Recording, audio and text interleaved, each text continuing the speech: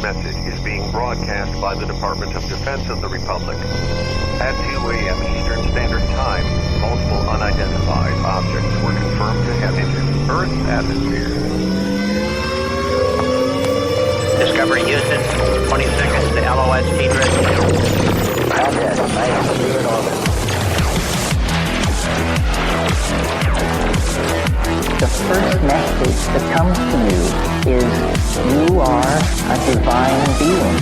You matter. You count. You come from realms of unimaginable power and light, and you will return to those realms. The vast stretches of the unknown and the unanswered and the unfinished still far outstrip our collective comprehension.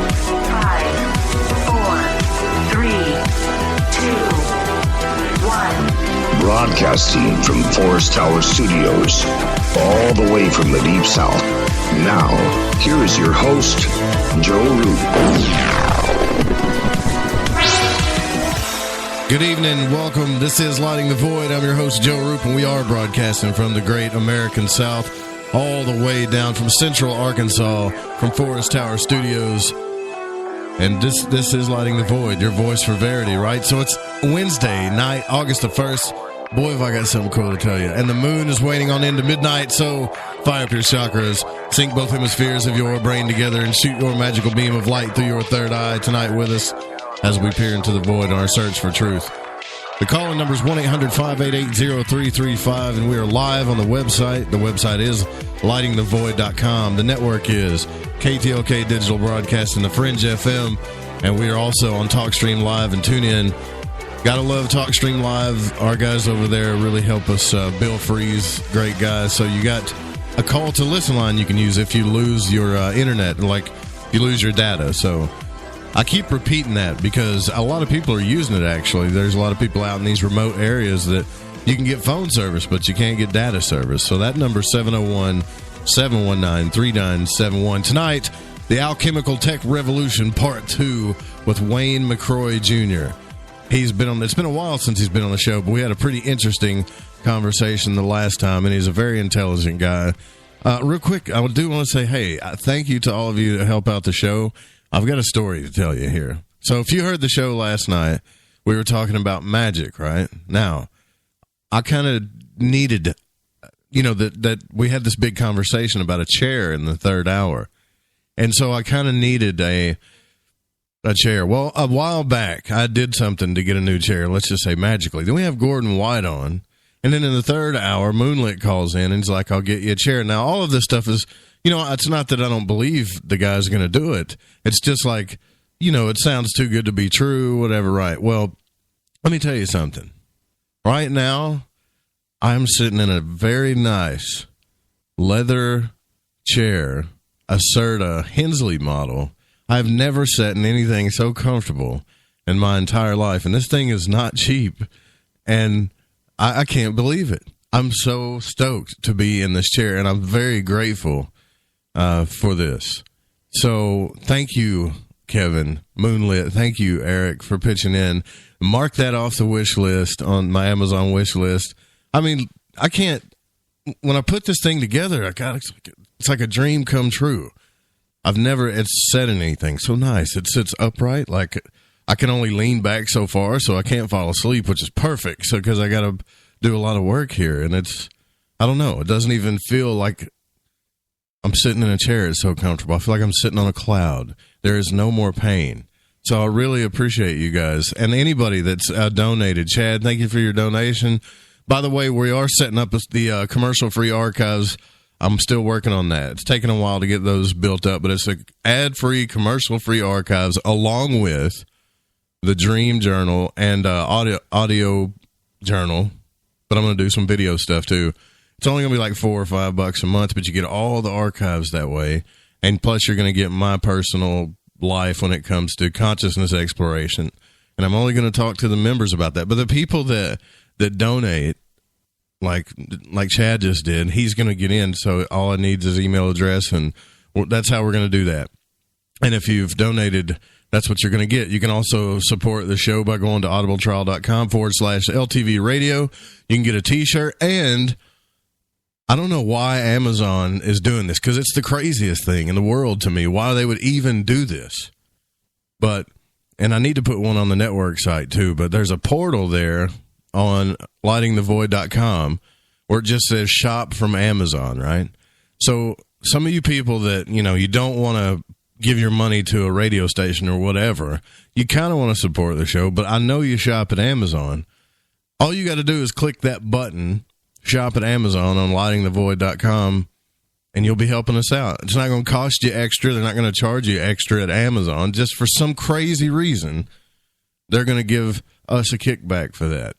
So I think that is a pretty cool deal too. So somebody use that thing, because I think there's this thing like if it don't get used enough, they get rid of it. So just remember, put on a little sticky note.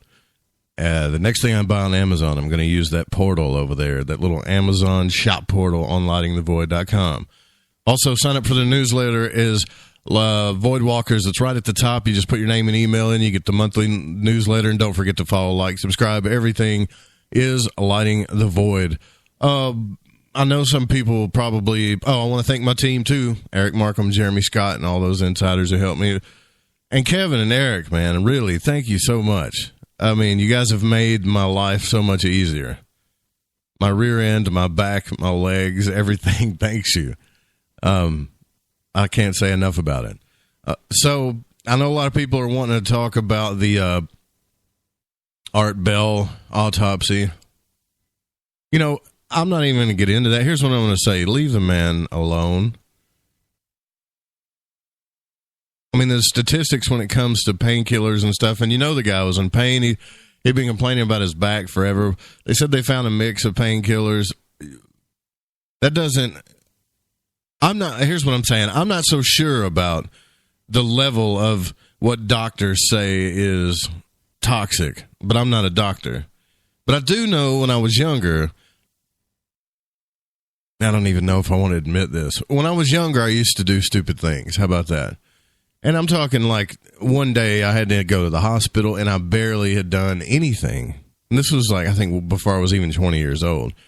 And they plugged me up in there and they, plugged me up into all their little stuff. And they tell me, well, you got enough drugs in your system to kill a horse, Mr. Root. But I'm like, really? Because I hadn't taken anything since yesterday. Right? So we don't know how true that is, by, number one. And two, I mean, I just don't, it's like this big headliner. Art Bell was doing painkillers, blink, blink, blink, everybody talk about it. Can't wait to talk about it. Forget that, man. Leave the guy alone. Of course, I'm sure he's doing painkillers. Half of you, statistically, are doing painkillers right now. I'm not here to judge you, but there's worse things in the world. There's heroin addicts, and not just heroin. Now, I just found out about this. It's so sad. They're putting fentanyl, and I don't know if any of you guys in the medical field know what propofol is. They're putting that in the heroin, plus fentanyl, and people are just dying left and right on this stuff.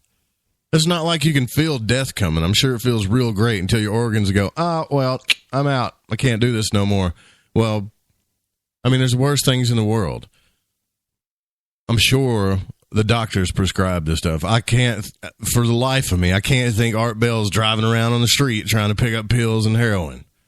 So just whatever. That's all I'm going to say about it. It was the greatest late night talk radio host there ever was, period. I could do the old thing. Well, yeah, Art Bell, he did send us an email, so that makes us close. and try to pretend to be as, you know how people, when people die, they try to, pretend they know them, or I hung out with them in the blah, blah, blah. Well, shut up. Just leave the guy alone. I mean, I guess everybody was wondering what really happened, but there's nothing that you can do about it. But anyways, I digress with that. I'm still soaked about his chair, man. I can't believe it. All right, so let's bring on our guest. I'm sure Wayne's like, shut up and let's do this. So, Wayne McRoy Jr. is the author of the Alchemical Tech Revolution, which explores the hidden occult agenda behind the transhumanist movement. It also identifies 7 key alchemical technologies that will be used to usher man into a new age of technological marvels. But will this new age be an age of enlightenment, or will it be an age of unimaginable tyranny? Well, Wayne is an incredibly intelligent person and knowledgeable individual who really cares about helping humanity. And you can go check out his Facebook group at Files from the Conspiratorium. Just put that in Facebook and search it. Wayne, I appreciate you staying up late with me and chatting about all this crazy stuff, man. Oh, good to be here, Joe. Thanks for having me on again. Yeah, I love it. I'm sorry I was ranting. I don't usually rant at the beginning of the show, but, I told you that I didn't get much sleep because I was putting this chair together, so I fell asleep. When I woke up, all I could see was this headlines, Art Bell's, everybody, I go, can't wait to talk about this on the radio show tonight. And I'm thinking, how come this happens to everybody, man? It's like, first they want to talk about it, then they want to pretend they're best buddies with them. It happened to John Anthony West, and it's just, you get tired of it. That's all. Yeah, I saw that earlier today, too, and I kind of thought the same thing. I thought, all these different radio talk shows and stuff, I'll be talking about that today. And I thought, let the poor guy rest in peace. He had a great radio show. It could happen to anybody, you know? Yeah. So what's been going on lately, Wayne? I know that you've been doing your research and work, and you sent me a hell of an article the other day, which pretty much encapsulates this entire show.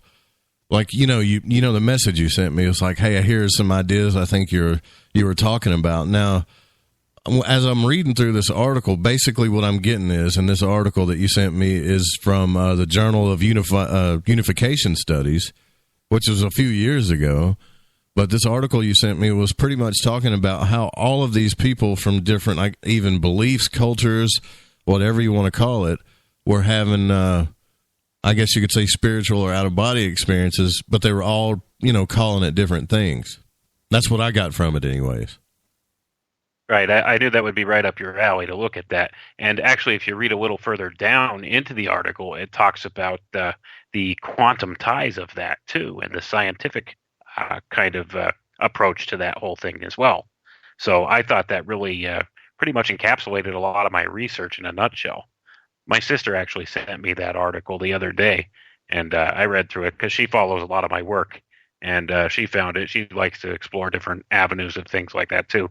So she sent it to me, and I saw it, and I read through it, and I thought, Joe would love this. So I sent it over to you because I know that's right up your alley, talking about the astral travel aspect of it. Well, yeah, and it's Thomas Campbell is going to be coming back on this program in a week or so, I believe. Yeah. And he's, got the theory that everything is definitely some type of conscious virtual reality. I don't, as much as I love to talk about quantum mechanics, I don't understand. I don't even understand really the hologram theory as, like, how does it work, right? I know I sound stupid, but how could we be holograms if I can feel pain, or if I can, make love to a woman, or if I could drown? I mean, how is this a hologram? You see what I'm saying? Like, a hologram to me in my mind has always been like, well, I could just stick my hand through it. It's not really there, Yeah, well, it all depends on what terms and stuff you use to describe this. I would kind of describe our reality as more of a simulacrum than, say, like a simulation or a hologram. It's not really imitating something else per se. It's kind of its own thing. It kind of encapsulates itself, and it expresses itself as something unique rather than an imitation of something else. So it doesn't really qualify, I would say, as like a simulation. It's more of a simulacrum, and there's just a slight difference in meaning of words there.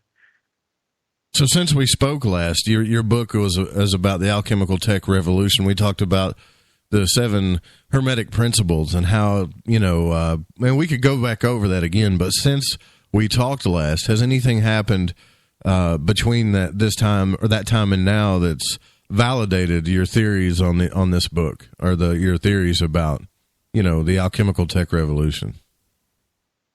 Honestly, Joe, I can't even count the number of things that have come up since then that have verified my research.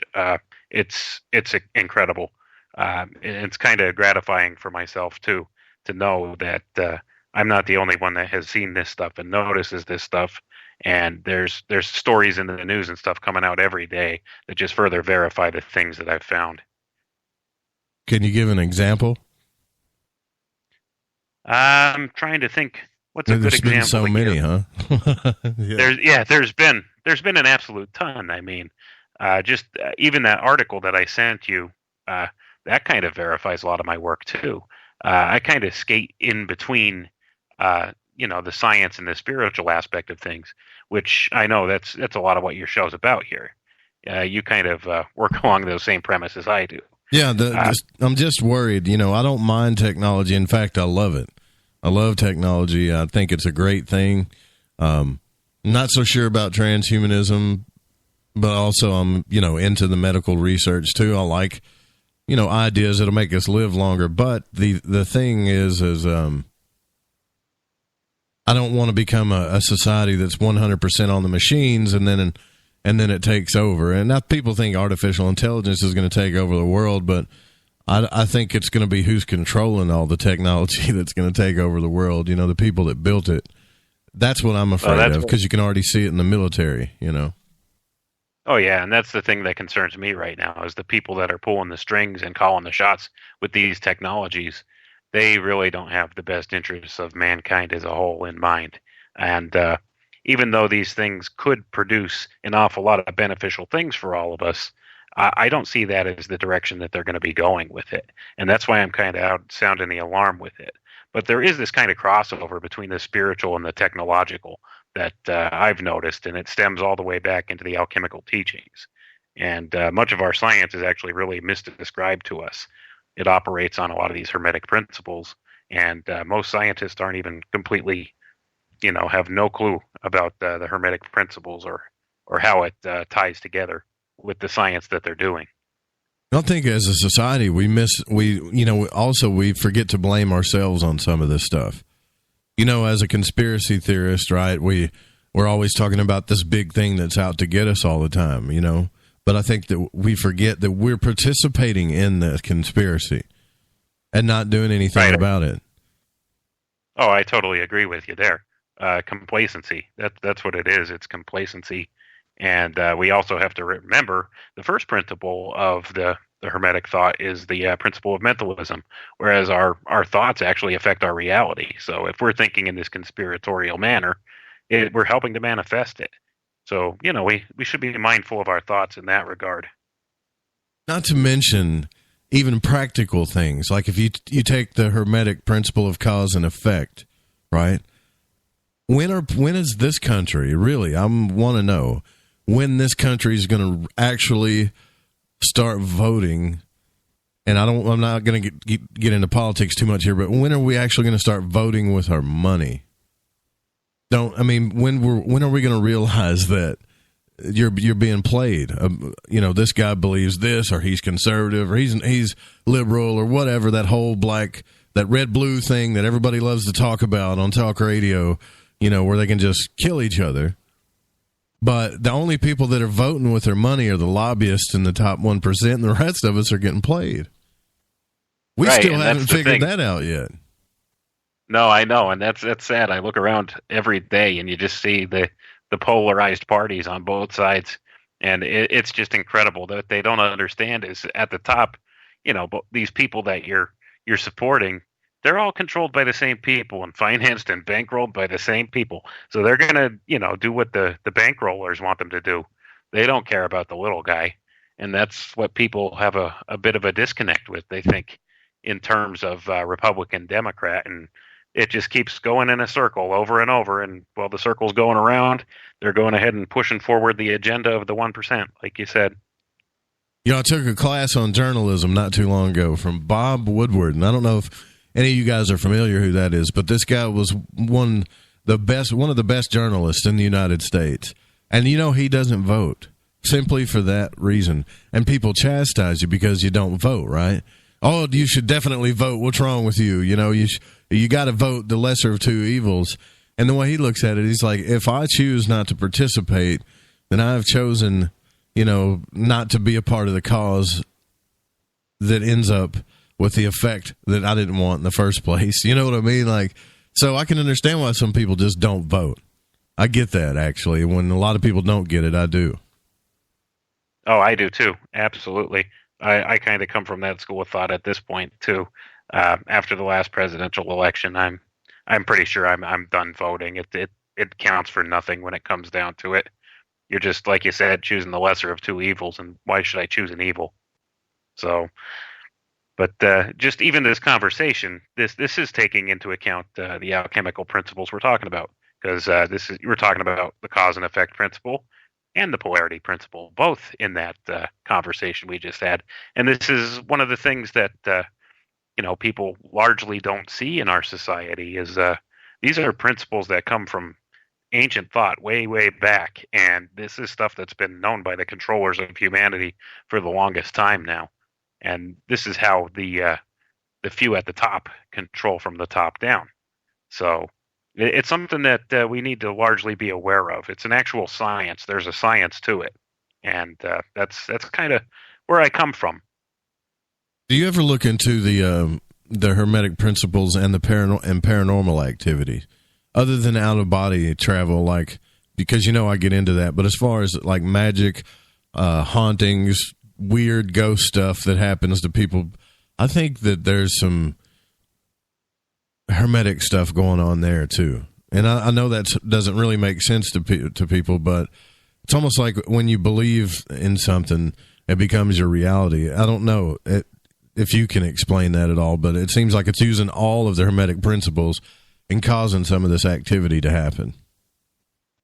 Right. I could definitely see your point of view from there, and I do kind of explore those avenues a little. And a lot of that I would think would directly reflect as from the principle of mentalism, that first alchemical principle we discussed.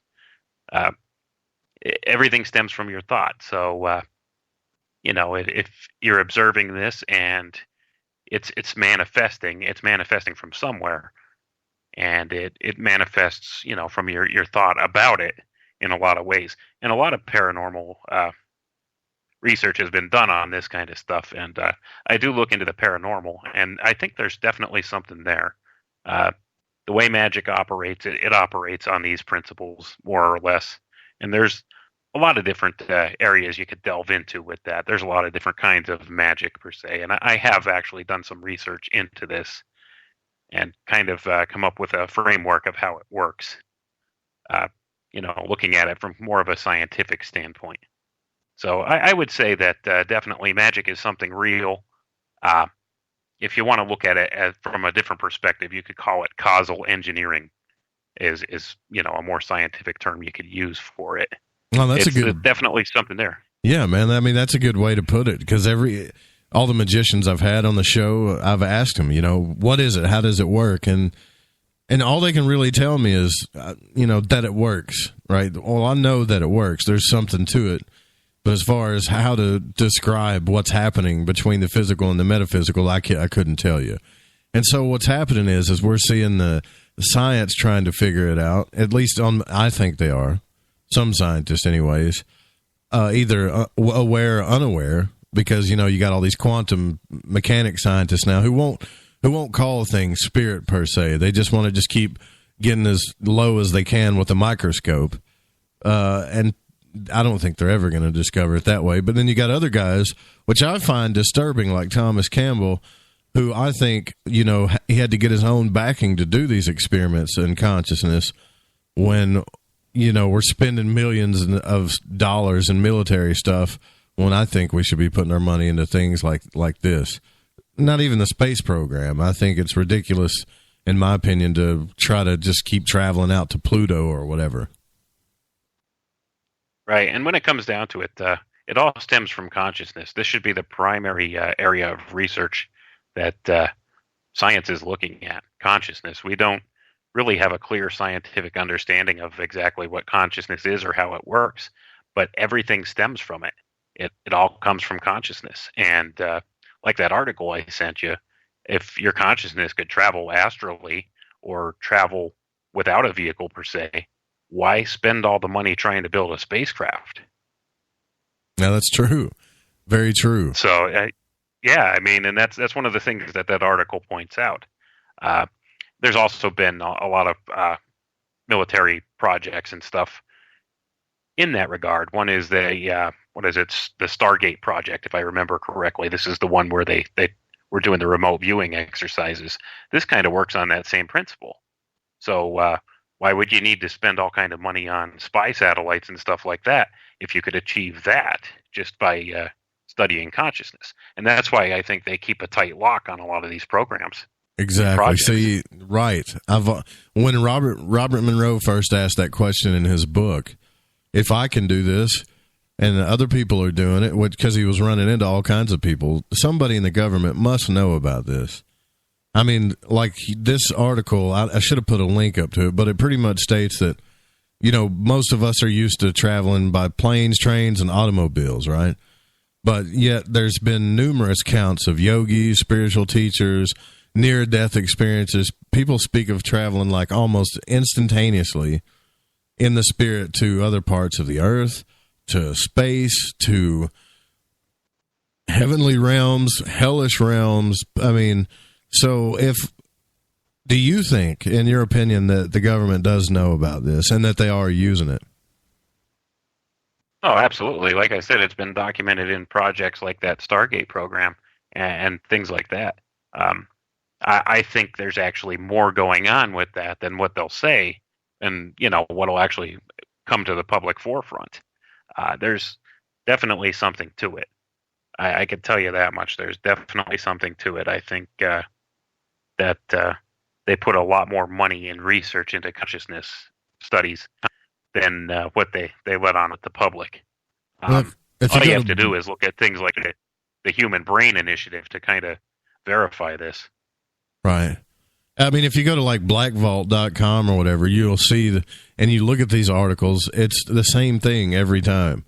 Yeah, we did the experiment. We didn't really find much, and so the program was closed. But they'll always mention something like, there was some notable effects that happened, but it wasn't enough to justify to keep the program open. And then there's a whole bunch of black marks and stuff that's blotted out. I don't know. I think the Freedom of Information Act is a great thing, but I just don't know if I trust it. That's all. No, I agree with you there. They're not going to let something out that's like totally top secret. That's the one thing. Yeah. When you do use the Freedom of Information Act, you get redacted materials. You get a lot of black marks all over everything. You only get a partial story. There's somebody that's looking at that very carefully and deciding, what could we let the public know and what shouldn't they know. So and that's how all those special access programs work in particular. So we may never know the true story of, everything that they've done or experimented on or what they're doing now. A lot of these programs, they change names and, turn into some other program, and then it gets classified into here. A lot of it is also done through private contractors, too. And that's another way that the military and the government and the military-industrial complex, I guess you could call them, keep a lot of these projects and stuff secret, is they subcontract them out to government contractors. And when they do that, then this information is not available through the Freedom of Information Act because this is proprietary information for that company then. Oh, so I didn't know that. That's one of the that's one of the workarounds that they have for a lot of these black projects. Because if they have a private contractor work on it, then it could be, company proprietary information. So it's not really public information, so it's not available through FOIA. And that's one of the workarounds that they have. So there's a lot of stuff still out there, still operating, that we may never have any idea what's going on with. It's kind of like how they did the Iraqi war on terrorism. They got all those mercenaries and stuff, so they really wasn't under the same scrutiny as the military. I get that. That makes sense. Right. So what I want to do when we come that's how they do things. What I want to do when we come back is I want to talk about the, kind of go back over these principles. We're not trying to give you a lesson. I'm sure Wayne doesn't want to be the guy standing in front of a chalkboard saying, here's how you become aware. But I think if you start to understand some of these Hermetic principles, so that's what we're going to talk about, is Hermeticism and how it's working today, it's going to empower you, and you're really going to see what's going on. We'll be right back with Wayne McRoy Jr. I'm Joe Roop. This is Lighting the Void. Stick around.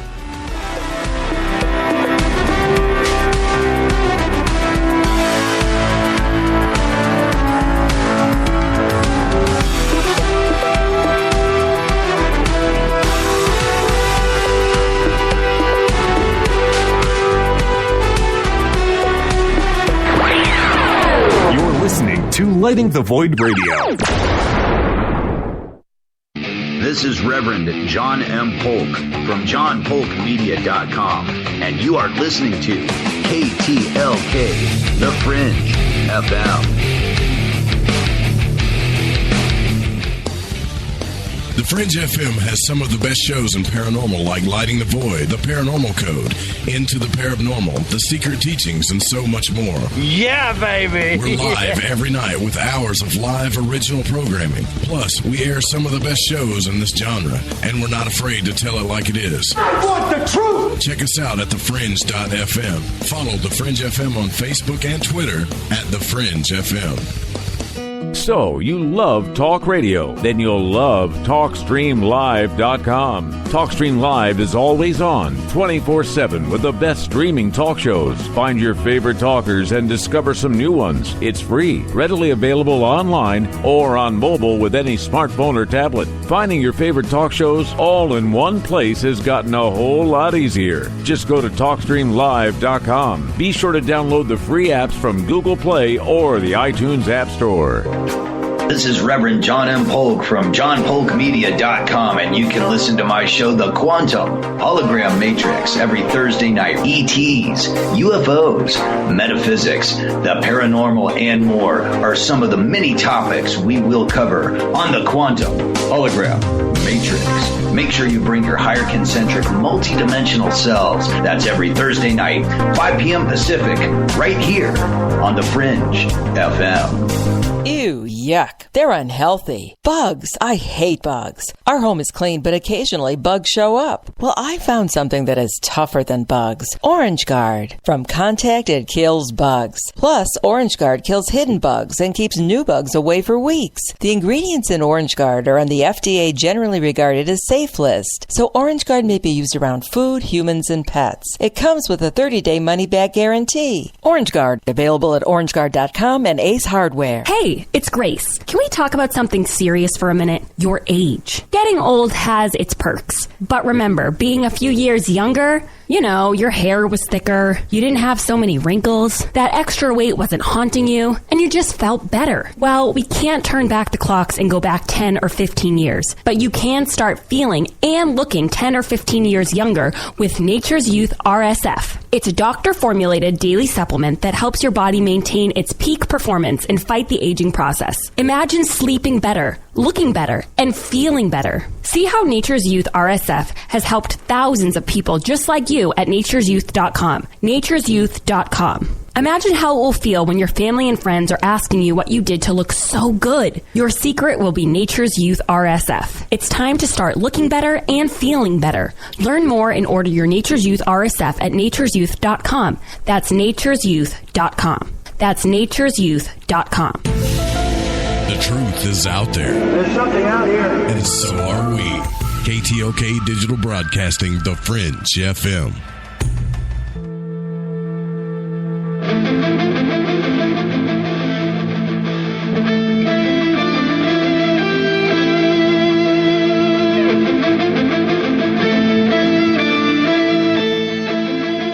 Welcome back to Lighting the Void. I'm your host, Joe Roop. We're here with Wayne McRoy Jr., and we're talking about, it's kind of strange, actually. We're talking about Hermetics and alchemy and the transhumanist, or the technocracy I keep getting technocracy and transhumanism mixed up. It's all the same thing, whatever.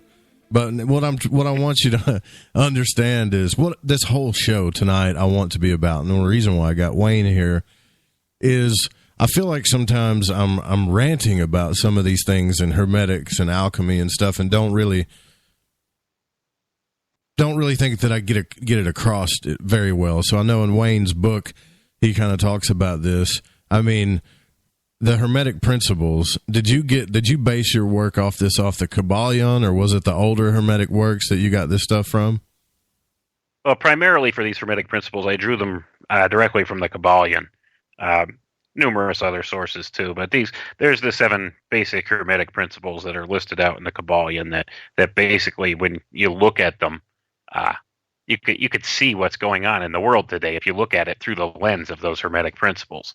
And that was kind of a moment of discovery for me, like the aha moment for me. When I look at it through the lens of these ancient teachings, I could see, our science is operating according to these principles, and they're being utilized against us in the opposite way of what was intended originally. And that's kind of, what I wrote the book about. This is a total inversion of natural law is what's going on with the coming technological revolution that we have. And a lot of people wonder, well, what are they teaching these people in secret societies, and what's going on behind closed doors, and what are these rituals about, and yada, yada, yada. Well, if you really read the text, because it's all available now, you don't have to wonder. It's all there. And if you read the text online, you'll find that in the beginning, the first thing that these neophytes and initiates are learning about is hermetics.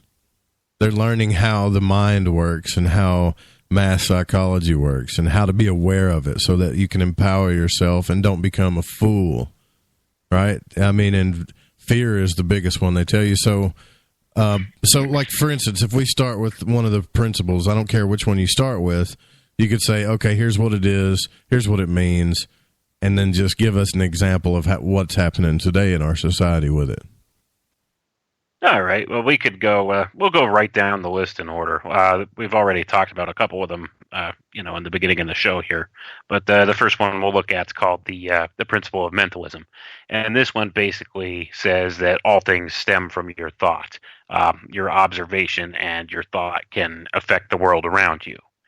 And basically, it also states that the collective mind of all mankind merged together equates to the mind of God. So, like, all of consciousness is, a big collective consciousness, and we're just individual frames of reference for this consciousness, which is God.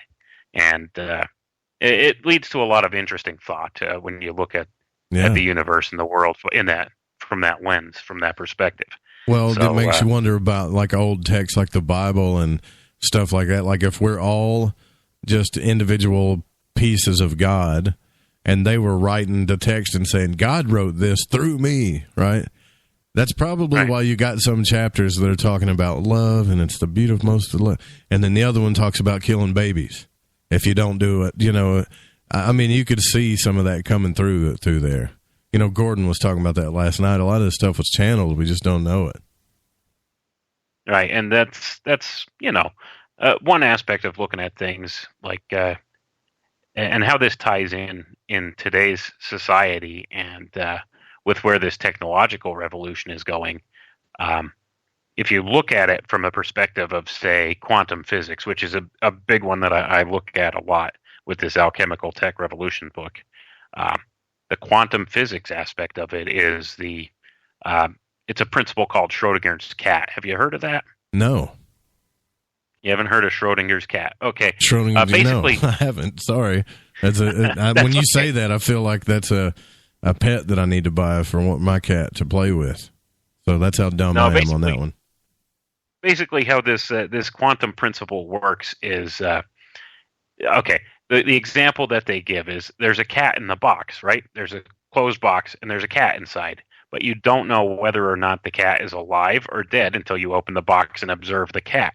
So this is a quantum principle where your observation changes the outcome of the experiment. or your observation of reality changes the reality. And this is what they use as the example. It's called Schrodinger's cat. So according to the supposition of the quantum physics angle of it, is that until you open the box and observe the cat as either being alive or dead, the cat exists in two states at once. Is the spooky quantum physics end of things, where this cat is both alive and dead at the same time in the box until you observe it. So your hold on a observation second. changes it to one or the other. Jackasses in the chat room making fun of me because I don't know what it is. Look, I told you a long time ago I don't know everything. So don't get all upset or act weird or stupid because you're 60 years old and you know what it is, and I'm 36 and I don't.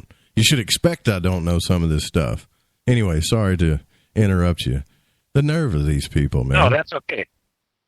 Yeah, you can't know everything. I mean, that's impossible, So, but that's basically the whole idea behind it is, according to the principles of quantum physics, things could exist in multiple states simultaneously, and they exist in these states until they're observed, and then they take state, like they take on the aspects of a certain state. So your observation affects reality. So the simple act of observing something changes it. And that's not the same as, but that's not the same thing as like, hey, if there's I can understand it being, it's about paradox. That's pretty simple, just because I don't understand the cat and dog analogy. Could have said paradox and I would have understood it a little bit better. But look, but that's not the same thing as like, hey, if there's a tree out there and then no one's there to observe it, does it really fall? I actually do think about that though. But that's a whole different paradox. It is kind of the same example. Yeah, it is kind of the same example when you look at it from that kind of a perspective. That's the quantum take on things. According to quantum physics, things exist in a potentiality. So they exist in a potential state, but they don't actually take on an actual physical state until they're observed. And that's kind of where this whole mentalism principle comes in with our modern science, because your observation and your thought affects the outcome. It affects the potentiality of whatever you're observing. Gotcha. Okay. And so what does that relate to the cause and effect principle? Is that where you're going with this? Well, yeah, it could relate to the cause and effect principle as well. All these other Hermetic principles, when you break them down, they all basically break back down to the mentalism principle. That's why it's generally regarded as the first Hermetic principle, because all the other ones kind of stem from that mentalism principle. Gotcha. So okay. you could look at it from a cause and effect standpoint too. Your observation, there's your cause, and then there's an effect. But this is just a theory, right? This not the Hermetic principle, but the cat in the box thing. Or is it a fact, or is it a fundamental in quantum mechanics? It's more or less a fundamental of quantum mechanics. It's kind of acknowledged as being true by the quantum physicists and in the quantum realm.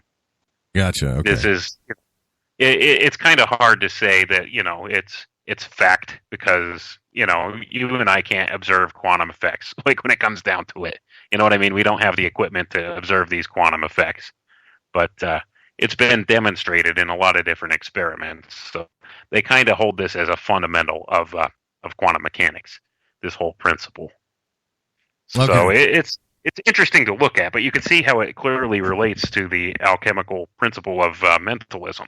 Sounds like the double slit experiment to me, actually. That's what it sounds like. The double slit experiment's another one where, you could observe this. It's the same kind of concept. I guess I have to study the names of it in order to make some of you old hoagies out there a little happier. It's actually called the cat in the box principle, you idiot. Or it's called the cow on the fence. You didn't know that, Joe? Shut up. The double slit experiment. Yeah, there's a lot of things I don't know either. So, hey, we're rolling along trying to learn the truth of what now. Before we move to the next one, though, how are they using this against us? Like, I'm already automatically thinking, okay, well, in the media, if they give us we know something's happening. They tell us the story, and that's the reality of it because we're all seeing the story on the news or whatever. Right, and you kind of nailed it right there. The repetition of it. That's one of the ways. Media, that's what it's for. Trying to control your thoughts and direct the narratives and make it the reality. So they could tell you something like that's totally fabricated is real, and the masses will believe it's real, and just their thought toward that will make it real to them, real enough to them that it'll affect the world around them as if it was real. So you could observe that with any of these major news stories.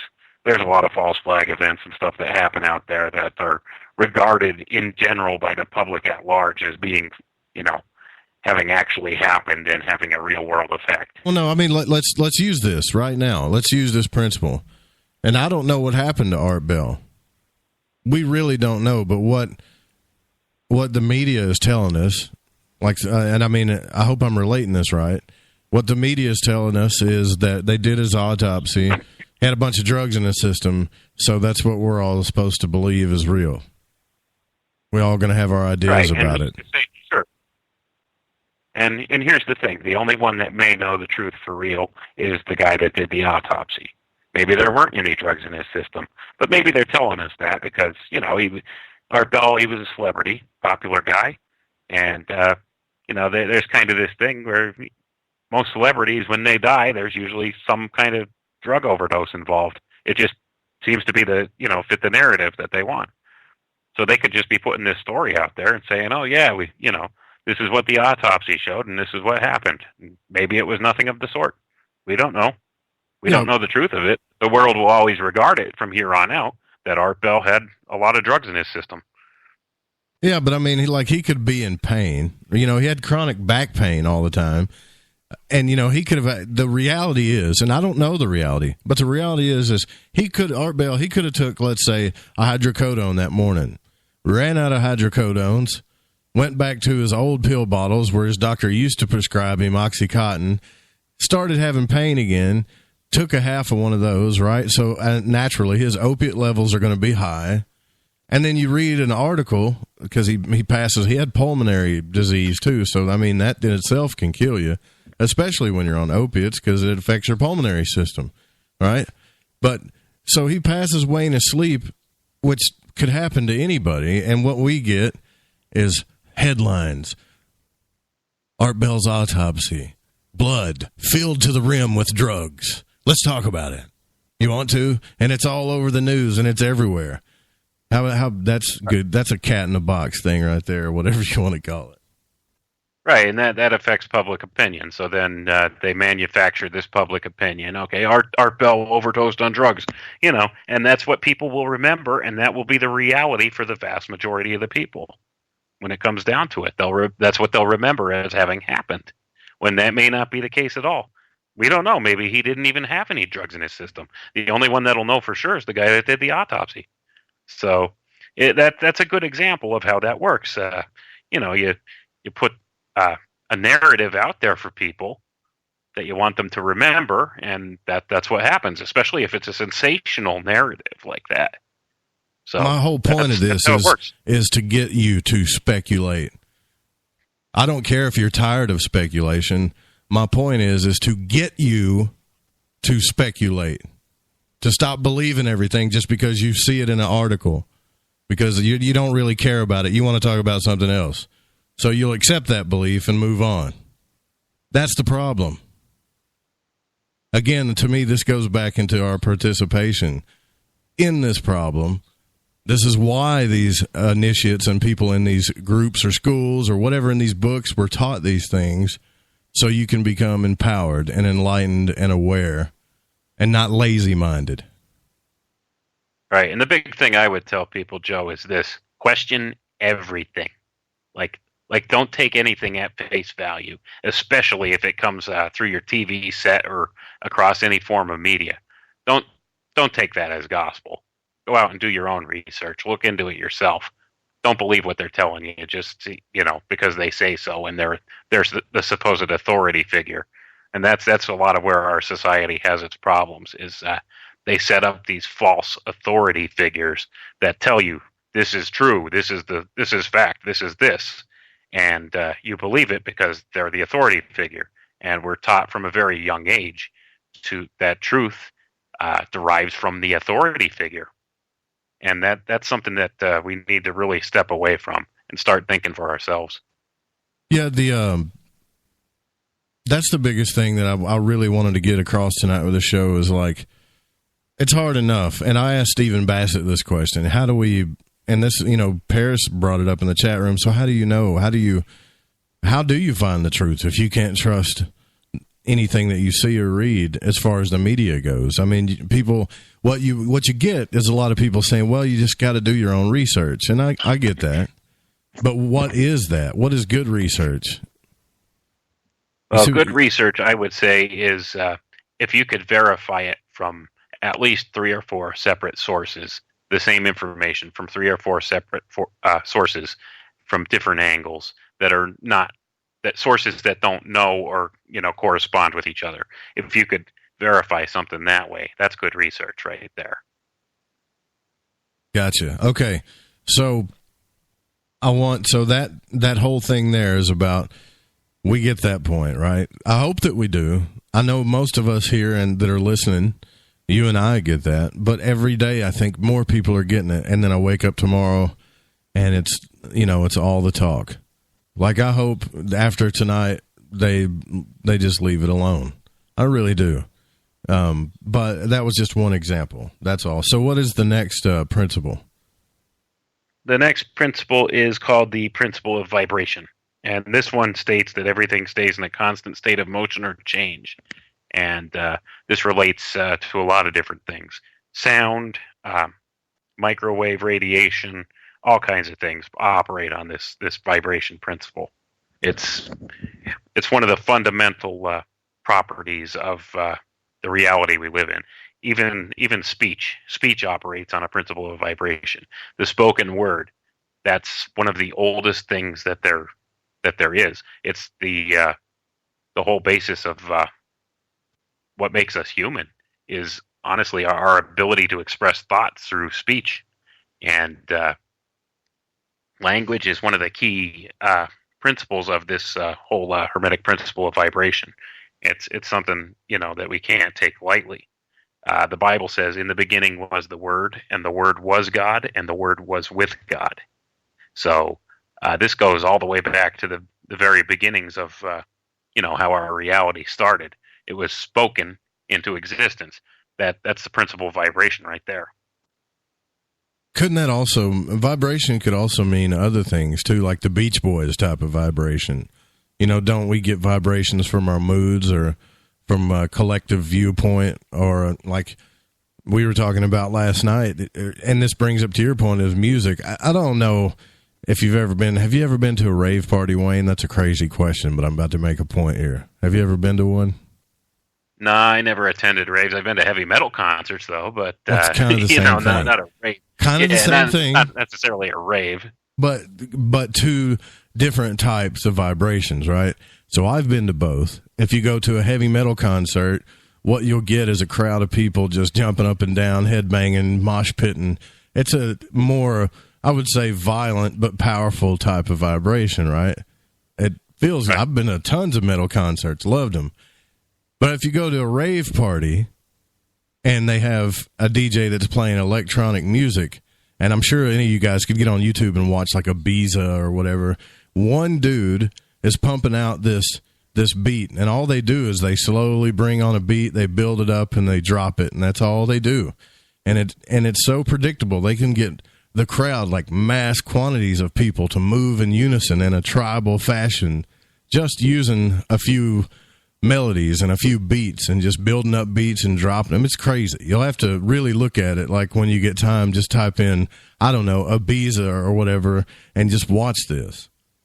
And you can see just how it's not like I'm not saying it's a bad thing, but if one guy with a couple of speakers can do this to thousands of people, man, I mean, it just looks like a sea of people with a few lights and sound, right? Imagine what they could do to us. Imagine when I say they, them, the man, could do to us with that principle. Right, that does definitely operate on that whole principle of vibration. Music, even light. Light operates on the principle of vibration. All of these things vibrate. When it comes down to it, it's a constant state of motion or change, and it's a good example you cited. I mean, if you go to a concert or a rave or anything like that, there's definitely an emotion, a feel in the air that comes with that music. And this even goes back to like your shamans and stuff like that, your shamanic traditions, where they use different drum beats and stuff like that and intonations to bring about a specific mood or feel or a certain ritual. And that all operates on that same principle, that vibration principle. Genevieve says in the Spreaker chat, I wish I could have gone to a rave. Look, I don't care how old you are. If you've never gone to a rave party, go to one. You might have fun, but you will see vibration at its best. You'll see how it influences the crowd. Not only does it influence the crowd, but for some reason, and not so much metal. Metal's a little bit more of a chaotic vibration, right? But some of these even rave types of music is called trance because it really does. You start going into this type of trance. But if you go out there and just go out to one of these things and get involved with it, just hang around, I promise you, if you stay there long enough, eventually you're gonna become a part of this thing that's happening, and you can't explain it. And you don't have to take Molly or acid to get this feeling, but you'll become a part of this tribal feeling where everybody's kind of moving in one unison, kind of like you see a flock of birds do in a way, but on a little bit more repetitive frequency. But it's hard to explain, actually. So some of the people that have been to a rave party know what I'm talking about. My thing is, though, is you hear about these energy weapons and frequency weapons and things like that. If that's true, then they can definitely influence us that way as well. Oh, absolutely they can, and they do have very many of these type of energy weapons and sound weapons, things like that. And they could definitely affect your mood. Not only your mood, they could actually affect your physical well-being as well. And these all operate on that same principle, that vibration principle. And this is another area where the science has been used against us in a way that, it was never intended from, the Hermetic alchemists of old. They always had these principles that were understood to be a good thing, and utilizing these as part of a natural law system, it was a good thing. But the way that the technocrats of today are using it, it's a total inversion of how natural law works and what it is, because they want to create a total artificial system. That's a scary thought, man. But yeah, it is a scary thought. But that's absolutely what's going on. They want to replace our natural system with an artificial system that they're the gods of, pretty much. So that's why we need to talk about these things. I still believe in the power of the people. I hope you do, Wayne. Do you think I really believe if everybody understood the Hermetic principles, and I mean everybody, let's just say 70% of the population, they really understood it, they would become more aware, more empowered, and we could actually change things. I don't know if you believe that, but I believe that. Oh, I definitely agree with you, Joe, and that's why I, want to bring these things out into the open for people to look at, because once you have an understanding of some of these basic concepts, you'll look around at the society around us and see, hey, something's not right here, and now I know what's not right. Because everybody has this intrinsic feeling that something's wrong, but they can't really put their finger on what it is.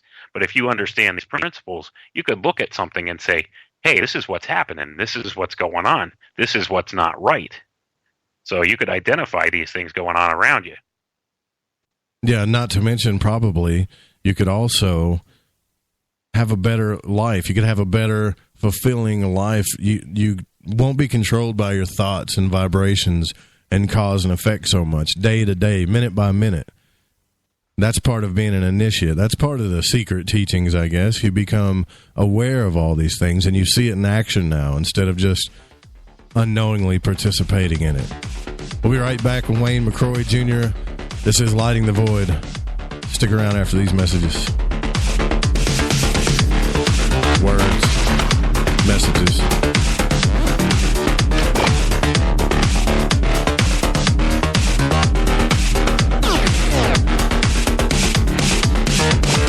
Roger, roll, Discovery.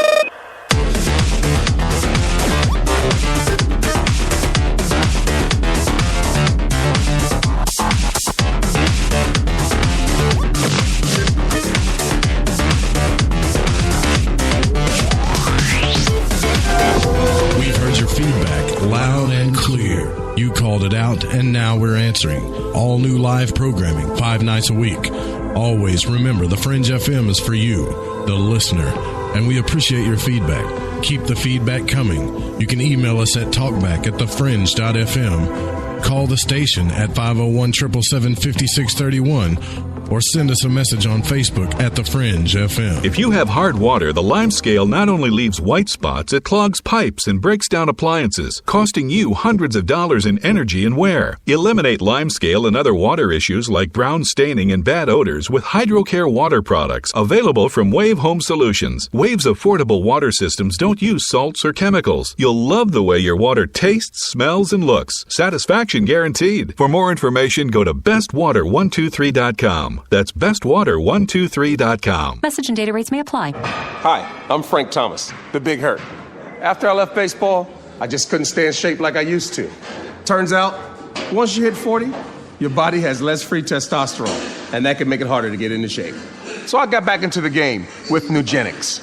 I'm feeling stronger with a lot more energy and drive. You want to get back into shape? Get Nugenics. All you have to do is send one simple text. Frank's right. Just text STAY to 42424 to get a complimentary bottle of award-winning Nugenics, the #1 selling free testosterone booster at GNC. Its unique man-boosting formula is powered by Testofen, a patented key ingredient clinically researched to help a man feel stronger, leaner, more energetic, and more passionate. And guys, she'll like the difference too. Nugenics samples are not available in stores. To get your complimentary bottle, text STAY to 42424. That's STAY to 42424. Hey, Fringe FM listeners. Did you know that when you're on the road with limited data or no Wi-Fi available, you can still listen to every minute of the Fringe FM by calling 701-719-3971. No smartphone app or internet needed. Saves your data plan and no extra cost if you have unlimited minutes. Call 701-719-3971. That's 701-719-3971. Listen to the Fringe FM on any phone, anytime, anywhere. Who were the real ancient Egyptians? What is it about ancient Egypt that captivates us all? The critically acclaimed series Magical Egypt is back with all new episodes. Let Chance Gardner and company take you on another adventure through Magical Egypt in the new series Magical Egypt 2. Magical Egypt 2 attempts a forensic reconstruction of the science of the ancients through a study of ancient aesthetics. Also, the best researchers and authors in the field like John Anthony West, Graham Hancock, Laird Scranton, Robert Bouval, Lon Maladuquette, Aaron Cheek, and more join together to explore the topics of the esoteric and the hidden messages of the ancient Egyptians. Just go to magicalegypt.com right now and put in the code word FRINGE and get 10% off any download or order, including the groundbreaking original Magical Egypt series, as well as the new episodes in Magical Egypt 2. Also, check out the great work and the companion series at magicalegypt.com. Click the banner on the Fringe FM or go to magicalegypt.com and use the code word FRINGE and get 10% off your order today while it lasts.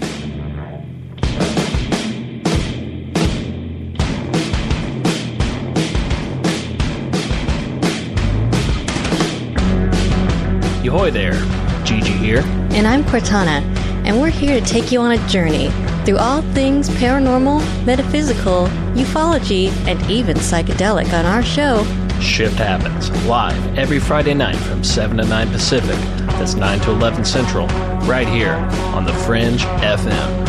And remember, don't feed the Archons, feed ducks instead. Duck up.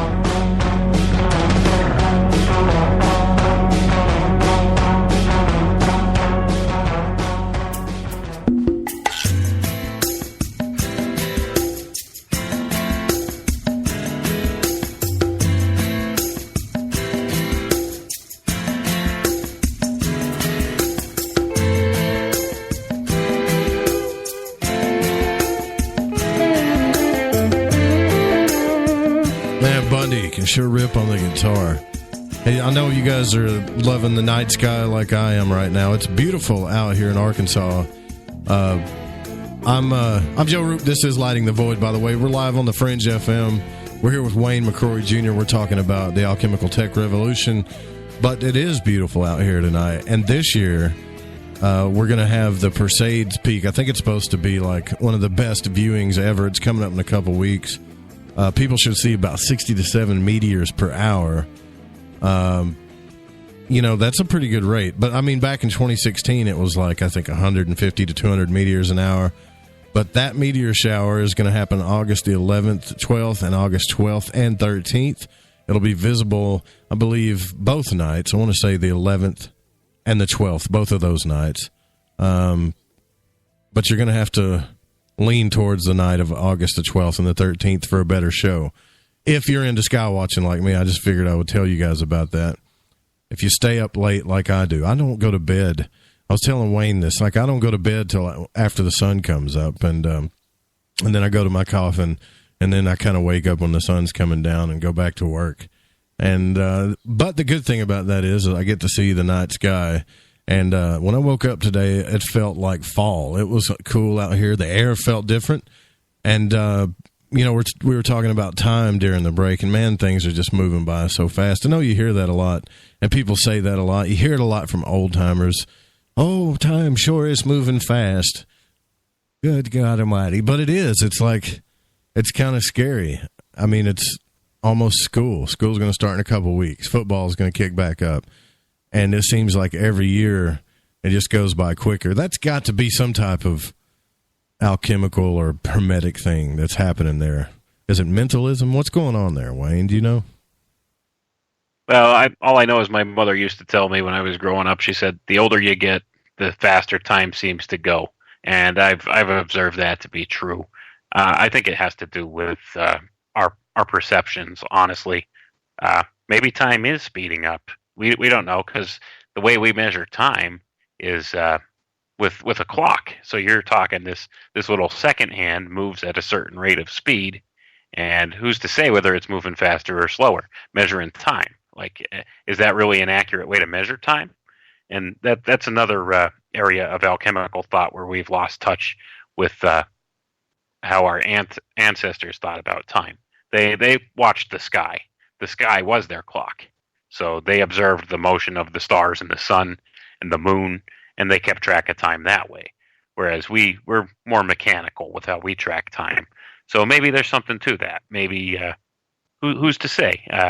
Maybe our perception of time changes as we get older, or maybe it's just the age we're living in. We're just distracted. We got a million thoughts in our brain instead of, like, we could, I don't know, man. When I was a kid, my dad would, hit me on the butt, spank me or whatever, or tell me to go to my room, go in there, sit for an hour, and don't turn on the TV or nothing. And I'm like, an hour? When you're a kid, you're like, an hour? Oh, my God.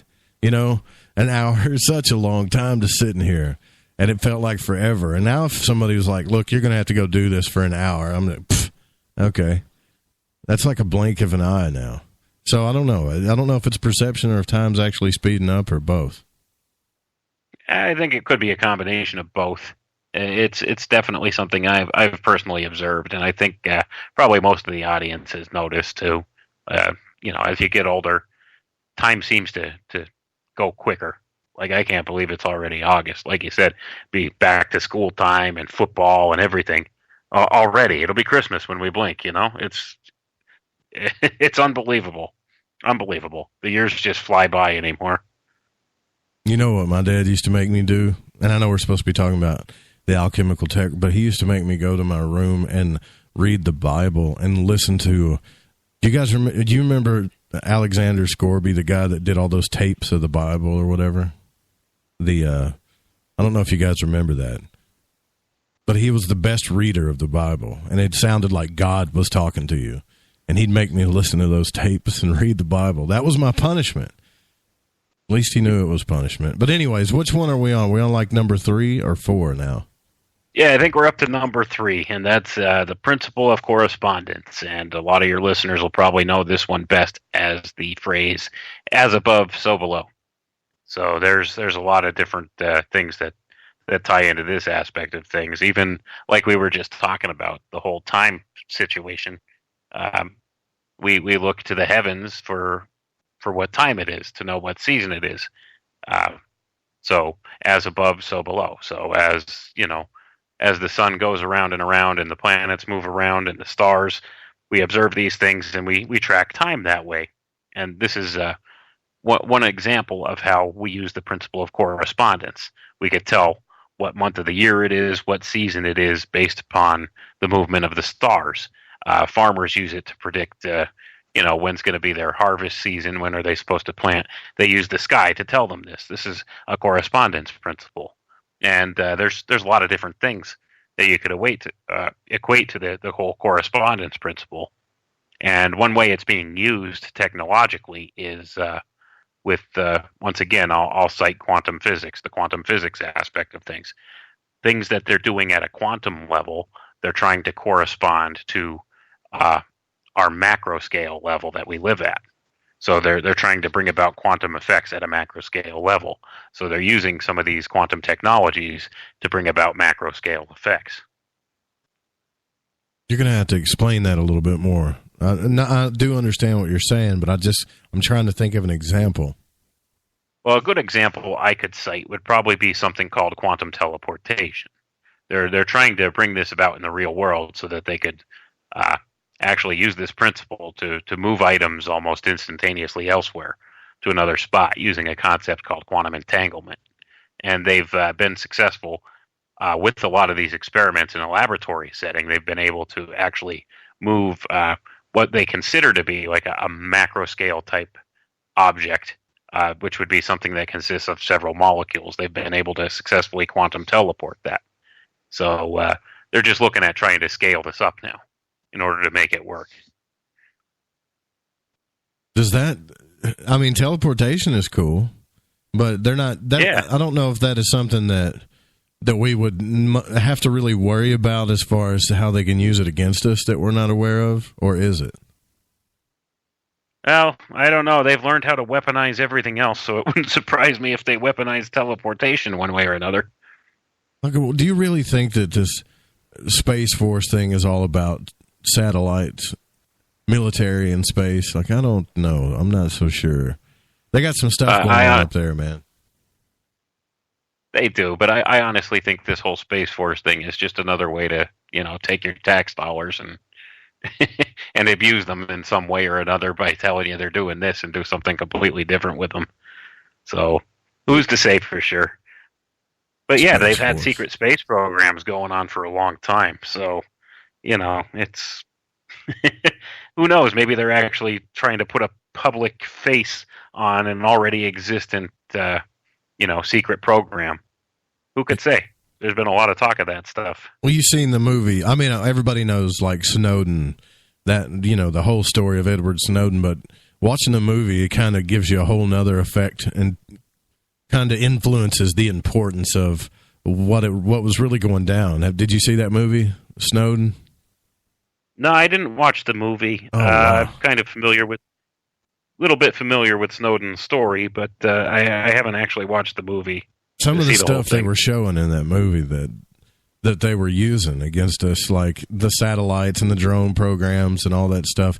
But the things that intelligence was worried about as far as China and Russia goes, the wars that they were having as far as technology and hacking goes on, it was incredible. And see, that was, that was back in 2014. So it does make you like, they didn't show us everything going on in that movie, so it does make you wonder what's really going on. Like, there's a lot of articles talking about energy weapons with these fires and stuff. There's firemen that are saying it's a natural phenomenon and stuff. But I looked at a picture today of a whole neighborhood that was like untouched, and there wasn't even a line of sight of a fire, but this one house just completely burned to the ground, and it just looks weird. And a fireman did state in the article, though, that it's something about fire jumping. But wouldn't that fire spread? It just didn't look right. You know what I mean? Something about it doesn't look right. I agree with you. I've seen a lot of these pictures. There's one I just saw today, in fact, online, where it shows half a house standing, like half of the house is standing, and it's a nice straight cut line, and the other half is burned to a singe and gone. And the house next door to it's untouched, and the trees around it are untouched. But there's half a house, and it's a nice clean line. So it makes you wonder. It really does. I guess if I remember correctly. Oh, go ahead. I'm sorry, man. I thought you were done. My bad. That's okay. If I remember correctly, I think John Lear in the past has mentioned about there being something like 24 weaponized satellites or something like that in geosynchronous orbit.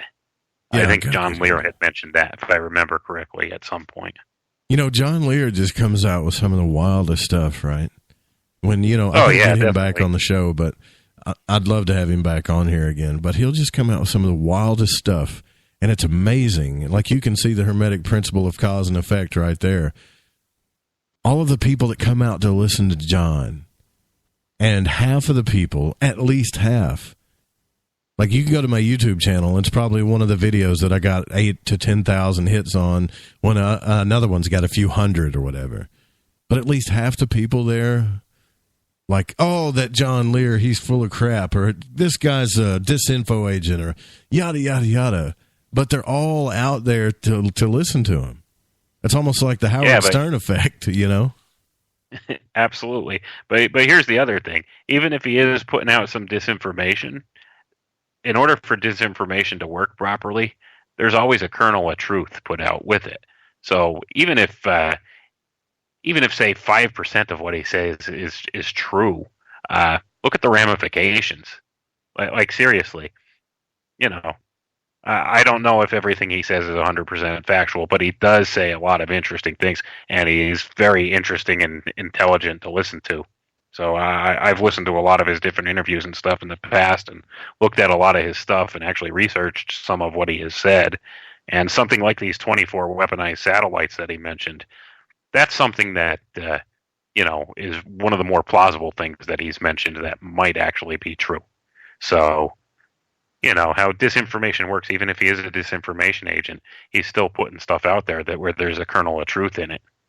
I don't think he's a disinformation agent. I think he really believes this stuff, I really do. I mean, come on.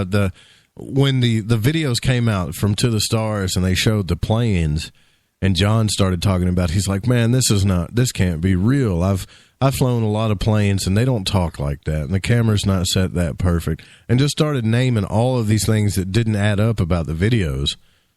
He had me convinced. Oh, yeah, he certainly does seem sincere. And, I don't want to say anything bad about the guy. I'm not saying he's disinformation. I'm saying, though, even if you look at it from the perspective that he is, like I said, even if 5% of what he says is true, then, there's a lot to consider there. Because he says, like you said, a lot of outlandish things, but even if a fraction of it is true, it's really telling you something important. So we're on as above, so below. Now, from my understanding, that principle has always taught us that the natural cosmological, fundamentals and laws of the cosmos also happen on a micro scale. Like, right. I guess, the Fibonacci sequence, that's just an example. You could see that in a solar system. But you can also see it in the curl of a wave or a fetus when it becomes born, or in your fingerprint, your eyeball, or your ear.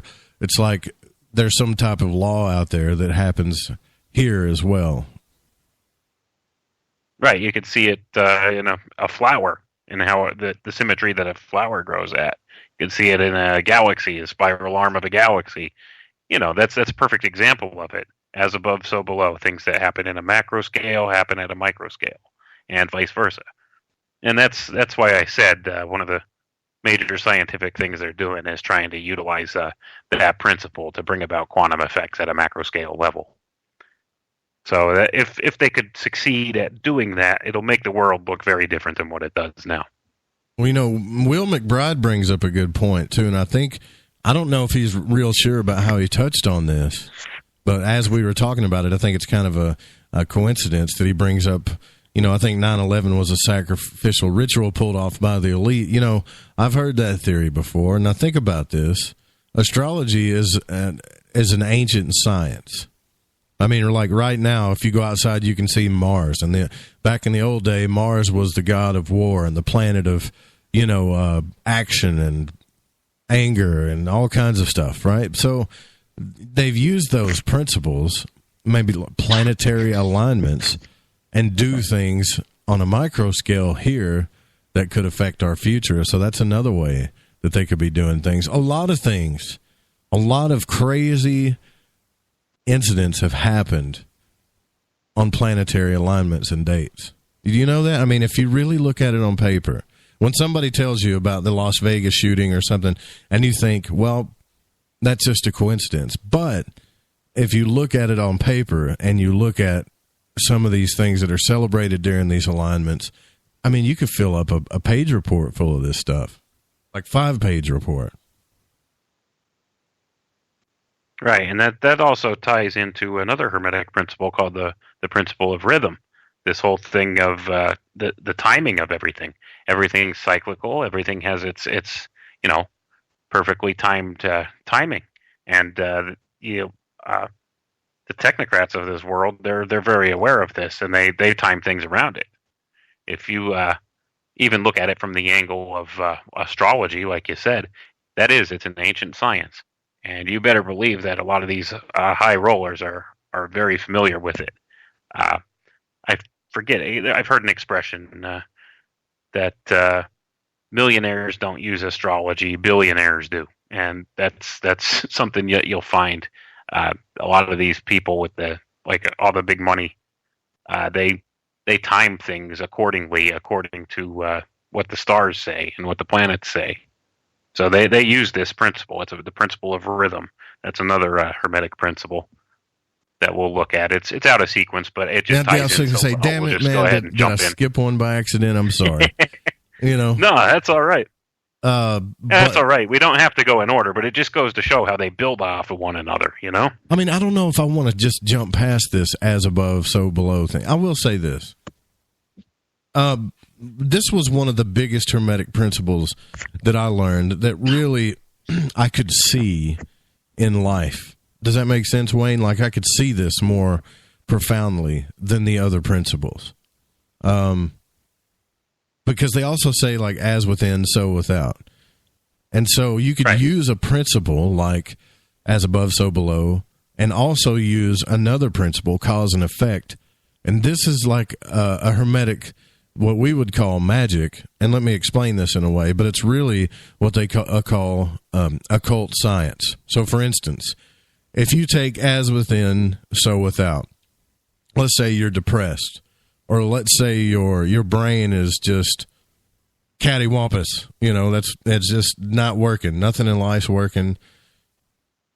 A lot of times what you'll find is like if you look around your life, like just say like your house, your yard, your car, and this is going to sound crazy, but if you look around and you see clutter in your house, in your living room, in your kitchen, in your car, wherever, at your desk, at work, and everything is cluttered, right? I can almost guarantee you that your mind is going to be cluttered too. Now, you could do this. This is like a magical principle. How do you get the clutter to go away out of your mind? Well, the way this works is, according to Hermetics, is if you clean all that stuff, organize, really get down, clean, and organize all of this stuff, then instantly, once that happens, your brain becomes uncluttered as well, or vice versa. So if people knew these things, they could be empowered to change how they feel, right? Or you see where I'm going with this, Wayne? Oh, absolutely. And that's a great example of how the principle of correspondence works. Great jumping all over the place. I thought I was doing as within, so without, kind of like as above, so below, right? You know. Oh, that is the principle of correspondence, as above, so below. What's inside you, what your outside world around you right now, everything that you're looking at, whoever's listening, look around your room, look around your house. This is who you are. This is what your mind is made up of. This is pretty much, it tells, like a magician could walk into your house. Let's just say a good paranormal investigator that was a magician walk into your house, and if it was really clean and organized and Saturn-like, then it wouldn't be that problem. But if you walked into your house and there was just clutter everywhere, then pretty much they could say your brain is scatterbrained as well. Now, I'm not talking about a few clothes here and there that might not be folded, but I'm talking about really use these fundamentals to see that your outside world represents your inside world, or vice versa. And it's not like, oh, I'm a victim of it now, or this is who I am. No, what I'm saying is you can change that. You can change your inside world by changing your outside world, or vice versa. Because, you know, you hear people go, well, if you just think positive, everything's going to work out all right. You hear that so much, man. And there's so many negative things that happen. You're like, look, I'm really trying to think positive. But use a little magic. Change your outside world to reflect your inside world, and then that'll cause another, what do you call it, vibration to happen, which is another principle. And then your life will start to change, and then you can turn it into a ritual, and then things really start changing. That's, I don't know, I'm starting to ramble, but that's the kind of the stuff I started learning with Hermetics. Right, and that's a perfect example, like I said earlier, and you could see how these different principles all tie together. So if people have a basic understanding of Hermetics and how it works, we're a lot more powerful than what they want us to know, and that's what it boils down to. Yeah, and you can also see it in people's charts too. Like, so for example, if you had a lot of Saturn representation, people think, well, Saturn's a bad thing. Not necessarily. A lot of people that have Saturn in their natal chart are very organized. Like they're like these feng shui type of people. You walk into their house and it's like you're in a movie, and everything's super organized. Their car is super organized. They see the littlest of scratches on there. They don't break the rules. Those type of people got Saturn all in their chart. So that's kind of as above, so below. That's as above, so below, right? It is. Good. Okay. So I didn't jump around for you once. Nailed all right. Thank you. Okay. So we can move on to the next one, right? Yep. The next one's the principle of polarity. And this one equates to duality in all things. Everything has its opposite. My favorite one. There's two extreme poles of everything: up, down, left, right, black and white.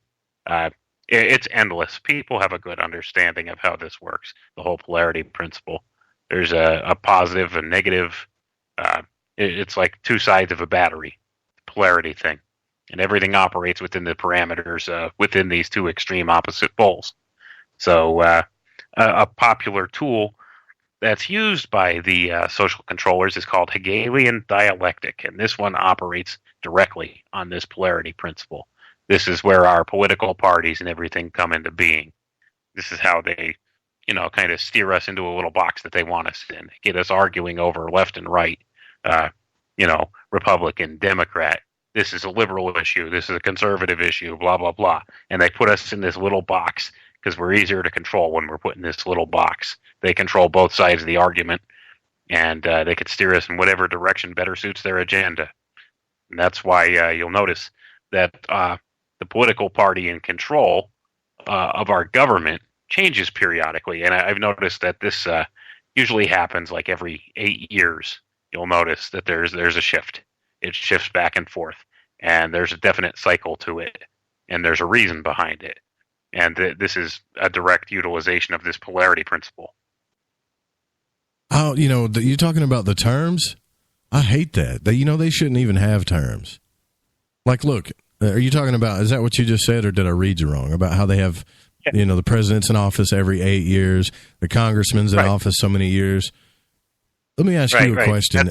one of the reasons that they have this is because they know it's politically expedient for them to have, this where they could change out the party every few years to keep it going in the direction they want. And that should be obvious to people, but it's not. I mean, look at talk radio, man. Really, look at it. It is ripe with right-wing shows and left-wing shows, but they're also in different areas on the internet too. So it's like, not only are they talking about opposite things, but they're on opposite sides of the internet. And I'll never forget when Alex Jones went on the Young Turks show, just interrupted their show. Do you remember that? Did you see that when he went on their show? I vaguely remember seeing something about that. He just interrupted their show. It was a while ago. Started talking about gun control and beating on the desk and, really getting emotional about it. And you could see polarity, like they almost got in a fight right there. Like they started getting each other's face and everything. And you could see basically what magnets do, like positive and negative come together, but it was coming together in a bad way. And it really got chaotic. The energy got chaotic. And see, this is what happens during voting seasons. We see the chaos of the news and the media, and it's all over the place, especially when it comes time to, the new voting terms. And your best friend becomes your enemy, and you unfriended him on Facebook because you're just so sick of him talking about his left liberalist stuff. And it really tears us apart. And if you could just see this one principle, just this one thing, and I mean all of us, this is the biggest one we really got to realize, not just politically, but in your life too.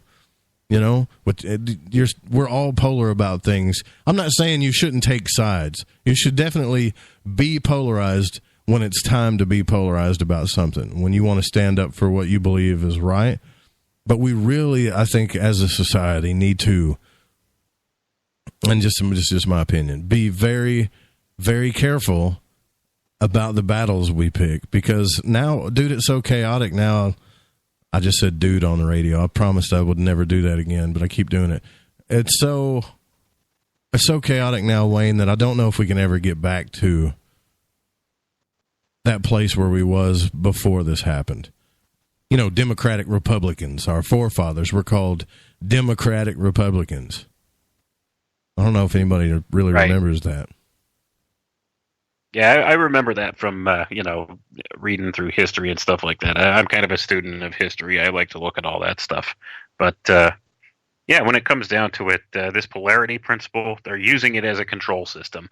And if you could understand it for what it is and see how they use the back and forth to keep people at odds with each other, then you'd realize that, how you're being used and manipulated by them. Has anybody do you own a gun, Wayne?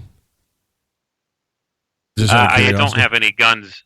No, I don't have any guns at my house currently, simply because I have a lot of young children in the house. So any firearms that we have are over my in-laws' house, which is close by, locked up where they're supposed to be. So it's not something I keep on hand here. Right. Well, I do own a gun.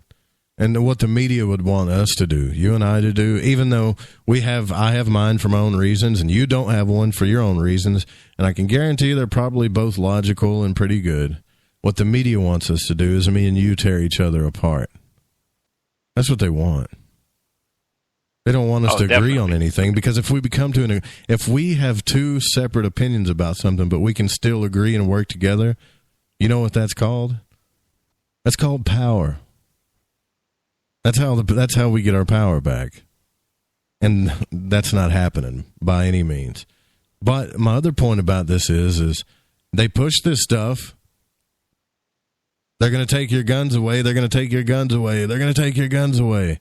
Well, I mean, there needs to be a little bit of laws on semi-automatic weapons. I think you shouldn't be a felon and be able to get a gun. I mean, that's obvious stuff, but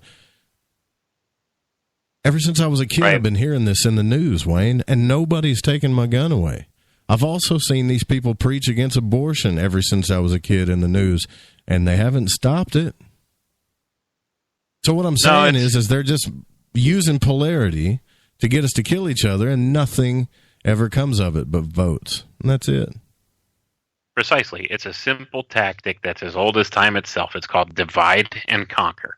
And that's what it is. If they could keep us at odds with each other over things that are really of no major importance, then, we're not working together and we're not seeing, what the true threat to our society really is. And that's where they want us. They keep us in that little box right where they want us because we're easier to control that way. When polarity is a big one, I think. When you get in an argument, you ever heard that? When we get in an argument, nobody wins. Well, truly, when you get in an argument, you stop loving and caring for that other person and you become super self-focused. And as long as they can keep us being super self-focused on our own issues and problems and beliefs and not caring about the other person, then they're going to keep ruling over us and keep manipulating us. We'll be right back with Wayne McRoy Jr. We're going through the 7 Hermetic principles and how it's used in the modern world today and how we can use it to become empowered. We'll be right back.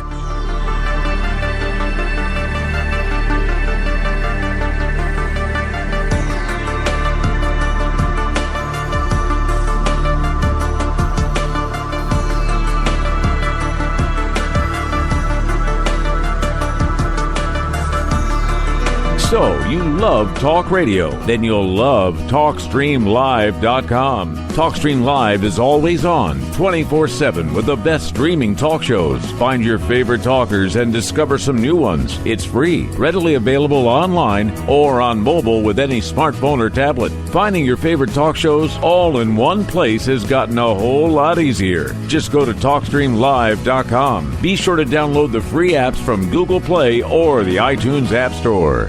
This is Mary Ellen Popick of the Sanctuary for Mind, Body, and Spirit. Listen on the Fringe FM every Monday at 5 p.m. Pacific and 8 p.m. Eastern, where we talk all things mind, body, and spirit. You'll learn things from the esoteric to modern-day health, as well as hear from incredible special guests. There will be something for everyone each week, so don't miss it. That's every Monday night, 5 p.m. Pacific and 8 p.m. Eastern, live right here on the Fringe FM. See you there.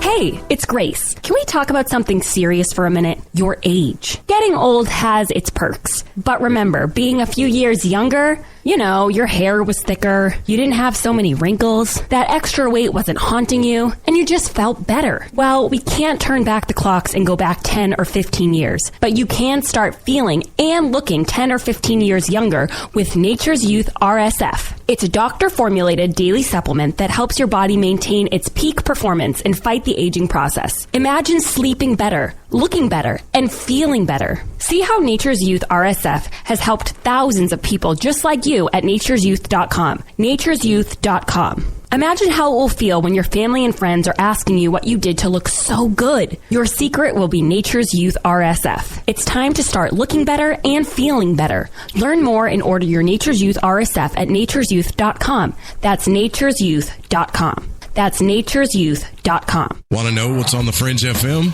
Check out our schedule at thefringe.fm. Hi, this is Ryan Gable, host of the Secret Teachings radio show. If you are interested in ancient knowledge and hidden mysteries, as well as a unique and balanced perspective on conspiracies, symbols, and the occult, then join me every Saturday, Sunday, and Wednesday at 1 p.m. Pacific Standard Time, 4 p.m. Eastern, right here on the Fringe FM. Shipping and processing, return postage extra, auto ship and other terms apply. Ladies, here's a number that could really scare you. It scares me. 46. That's 46 million women who suffer from hair loss. That's more than 1 in 3 of us. If your hair is shedding, breaking, thinning, even falling out, you need to do something about it now because it will get worse. Some of the hair you lose will never grow back, so you can't afford to wait any longer. Here's the good news. Keranique, the #1 women's hair regrowth system in America and bestseller at Ulta stores nationwide that's clinically proven to thicken, strengthen, and repair hair, is letting 1 million women try Keranique risk-free through this special radio offer. Just dial *243 on your mobile phone to try Keranique risk-free for a full 30 days. You don't have to accept hair loss. You can take control to reverse hair loss and grow back your hair. Just dial *243 right now to start regrowing the thicker, fuller hair you love. Dial *243 to try Keranique for yourself risk-free. Hurry, this offer will not last long. Dial ** and the number 243. Dial *243. How you doing today, guys? This is Garrett Lee. And this is Randy Warner. From the Healers and Hellraisers podcast. A podcast about people. You're going to hear stories from the enlightening to the frightening. Told by those who lived it. Listen right here on the Fringe FM. Wednesdays at 5 p.m. Pacific, 8 p.m. Eastern. And on the Fringe Free-For-All, right here on the Fringe FM.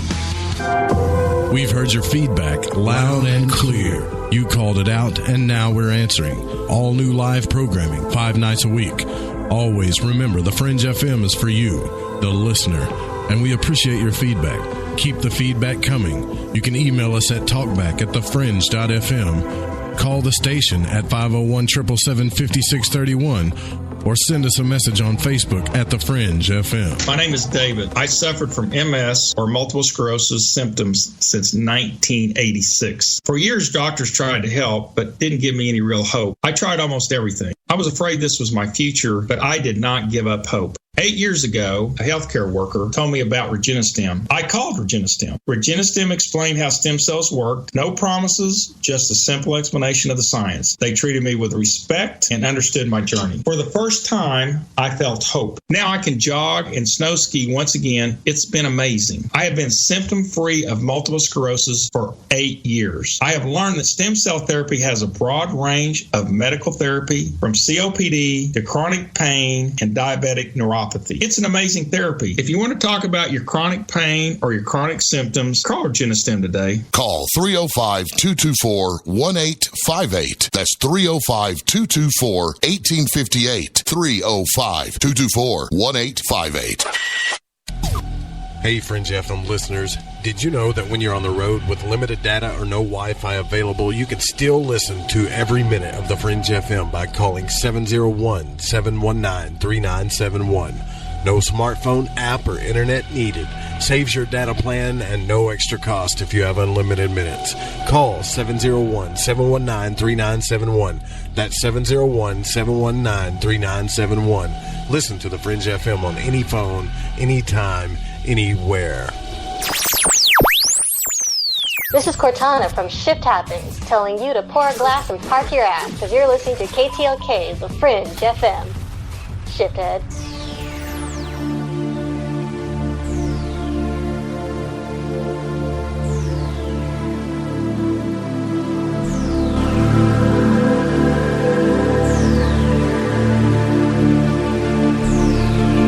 1-800-588-0335 is the call-in number. It's 1-800-588-0335. If you want to call and chime in, the lines are open.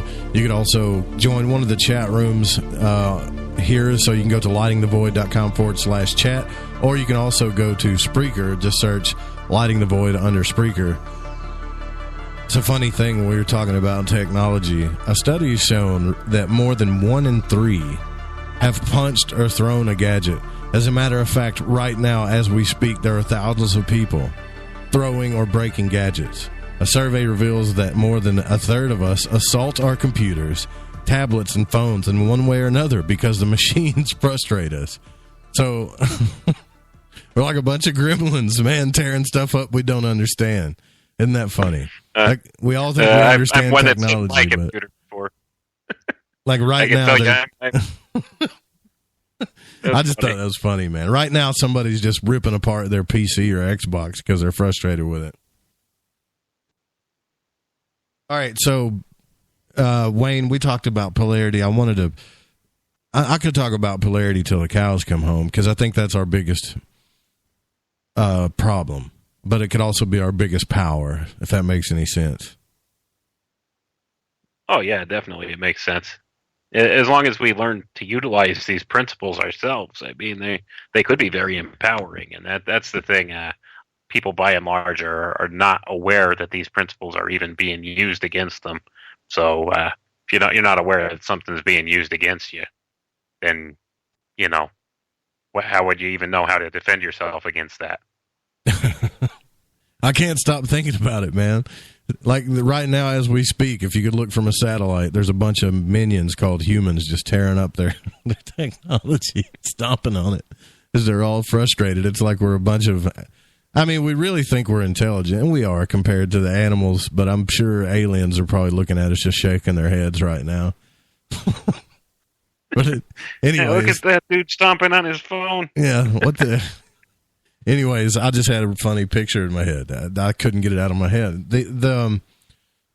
What I want everybody to do is just do me a favor, and I think Wayne would agree with me on this, is the next time you're about to get into an argument, or you catch yourself in an argument, or you catch yourself in an online, like Facebook or Twitter, and you're battling it out with somebody, just try to become aware of the polarity that's in the room. That doesn't mean that you shouldn't be polar if it's the right battle, but just become aware of it and see if it changes what you're doing. Because I think if people started doing that, just a small percentage of the population, we could actually get some of our sovereignty and power back and realize what's going on. Hope I didn't lose you, Wayne. No, you didn't lose me. I'm here. I definitely agree with that. I think being aware of the situation, as far as with polarity, if you're aware of the polarity of the area you're in, you'll be less likely to get in a fruitless argument. So, because there's a lot of times, if you're especially online or something, there's always trolls and stuff out there. You could waste endless hours just arguing with somebody over something of no real importance if you're not careful. So, just as long as you're aware of the polar energy in the particular room or area, you could learn to better navigate through that. You could save yourself a lot of heartache. That's for sure. So that's a saying that I'm going to stop saying. I used to say, voices for verity in this realm of polarity. But before we move on to the next principle, I want to relate this to the secret schools, right? So you see checkerboard floors, right, Wayne? You know what I'm talking about? What's her name? She did a thing during the Super Bowl, and there was a checkerboard floor there. Well, that's not... Yep. It's not really something to be scared of. I believe what that person is showing you is that they understand that. And I think it's almost kind of like mocking you in a way because you don't. But in masonry and in a lot of the secret schools, the reason why the floor has black and white checkerboards on it is to let you know that the lower realm that you're walking on, or the lowest physical realm, is nothing but duality and polarity. And to teach you about that. And so you could start observing it, be aware of it, don't be a victim to it, and also use it when it's time to use it. And you could call that magic. I think it is kind of magical once people start understanding it. But once everybody understands this, it's no longer magic. It becomes science, and it becomes a principle that we're no longer a victim of. Okay, I'm done ranting. Let's move on to the next one. All right. Well, just kind of piggybacking on what you were saying there, these things you have to remember. They're all tools, so they could be used in good ways or bad ways. So if you're aware of them and how they're being used, you could use them for good for yourself. And you could also use them to protect yourself from people who would use them in a bad way against you. So from there, we'll move on from polarity, and we'll go to the next principle, which is the principle of rhythm. And this one is pretty much the statement that there's a specific time for everything. Every action has it's meant timing, and we discussed this a little bit earlier, like with the seasons and stuff like that. Everything has a season or an ebb and a flow to it. So your tides utilize this principle. Like I said, the seasons utilize this principle. A farmer utilizes this principle because he has to know when's the timing right to plant, when's the timing right for the harvest. And a lot of this relates back to the correspondence principle again of watching the sky and knowing the timing of things. But this rhythm principle is definitely a big one in our society and our reality, because this all plays together into all things being cyclical. Things go through cycles. Even like we had discussed earlier with our political system, same thing. You'll notice that they kind of cycle through. The Democrats are in control for this 8-year period. The Republicans are in control for this 8-year period, and it goes back and forth. And there's a reason for that. And there's a reason for the timing of things, too. Like even why they make the term limits for like a lot of these things in the political system, what they are. Like most of them are 4-year terms. And most of the time, you'll get an incumbent that's in for 2 terms, and he serves his maximum 2 terms, which is the 8 years. Now, why 8 years? I can't really say for certain why 8 years, but there's something to that time cycle where it's maximizing whatever effect they're looking for that time cycle. So that's pretty much how the rhythm principle works. Well, 8's used in magic a lot for that purpose, for cycles. Right. You know? But Joseph says, I like Joe's optimism, but in my opinion, the majority of people are, by design, too lazy and propagandized to learn these things like critical thinking, pattern recognition, and esoteric principles. Well, I agree with that, and I kind of disagree. I mean, I think humans as a whole feel these things. They may not understand it, but they feel these things. Let's take an example for like Trump, right? Trump is like, why did everybody vote on this guy? Or why did we have so many people vote on somebody that's just so ridiculous to be? I mean, this guy's really, when everybody said Trump's going to be president, in my mind, that was ridiculous. But people wanted anything but this rhythm that they kept getting. They were sick of it. It's kind of like listening to the same 3 lyrics over and over and over again. You'll throw a wrench in the machine just to get it to stop. So I think humans kind of innately know the stuff's going on. I'm sure you might be right about that.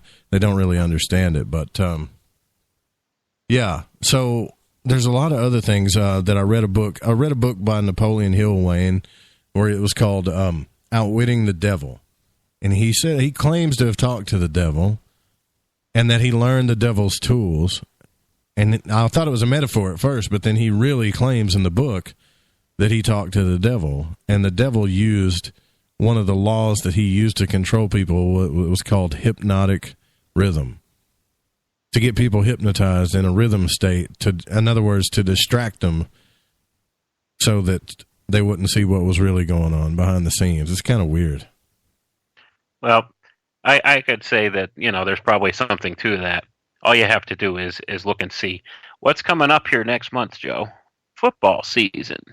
There's your distraction right there. It's a hypnotic rhythm. It comes around every fall, and people will be just, glued to their television sets and, all about this. In the meantime, the world could be crashing and burning around them, and they're busy watching football. So maybe there's something to that. That's the old Jordan Maxwell thing. He used to get me about that.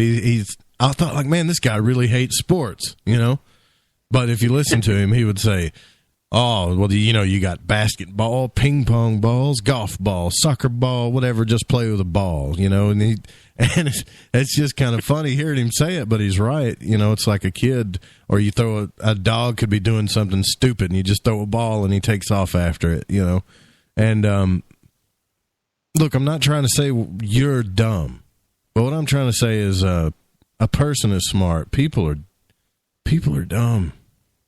I mean, can we agree on that? Like right now, as a whole, we're kind of dumb. I would agree with that. I do dumb stuff all the time, but when it comes to influence, it's really bad. I mean, look at the whole... Go ahead. I was going to say, I know exactly what you're talking about. As individuals, we may be smart, but, if you look at us as a whole, as a collectively, we're dumb. And you're right. We just fall in line and follow whatever marching orders we're given by the control structure. Yeah, I'll never be this guy that comes on. Oh, at least I say that now. I don't know what I'll be like when I'm 60. But I'll never be this guy that comes on the air to make statements like I am tonight. Like tonight, I just think it's important, but I like to ask questions because I know that I don't know everything. And that's the thing that we got to understand. But the Hermetic principles that Wayne is talking about have really, when I learned about these things, like you can read, do you recommend, because I do you recommend everybody like just pick up the Kabbalion or just Google the 7 Hermetic principles?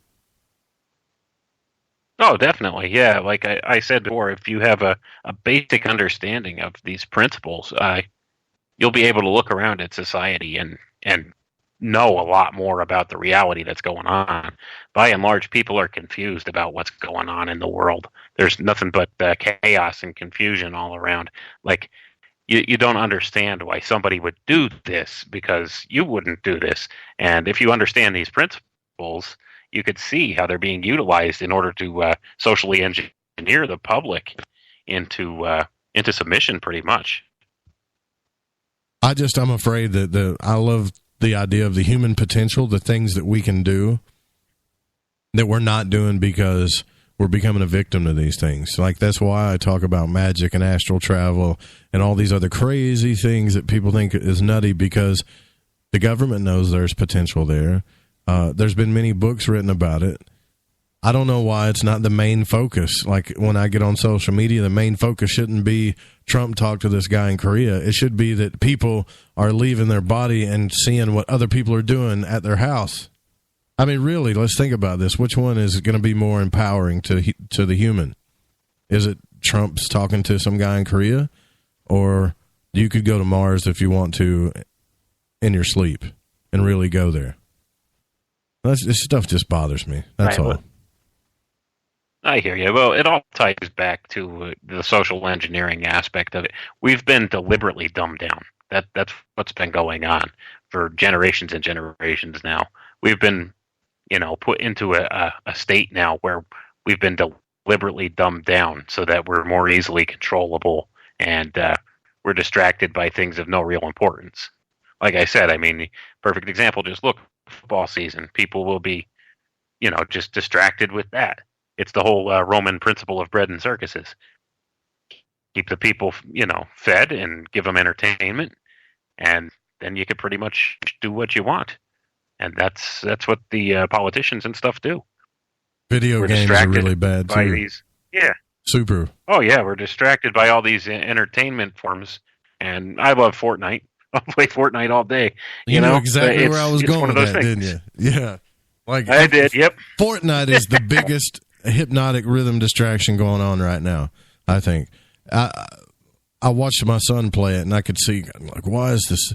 It's so chaotic when you watch him play it, but you could see how the addiction sets in, because, it's not just leveling up anymore. Now you're playing with a whole bunch of people online, and you can build forts while you're battling these people. And it's like PUBG is another big one that a lot of people play, or Minecraft. And it's just, there's nothing wrong with video games. I play this stuff myself. I love it. But, try to quit smoking. Any of you smokers out there, you've tried to quit smoking. The law of rhythm becomes addiction. Now, this is stressed in a lot of books. Manly P. Hall talks about this. A lot of people talk about it, that beware of the rhythms that you do, and beware that they don't become addictions, because sooner or later that rhythm is going to set in on you and it becomes an addiction. And we see this all over the place with opiate addiction, cigarettes, video games, food. It's not just addiction like, oh, I really love it. It's become a rhythm in your life that's going to be a pain in the ass to get rid of.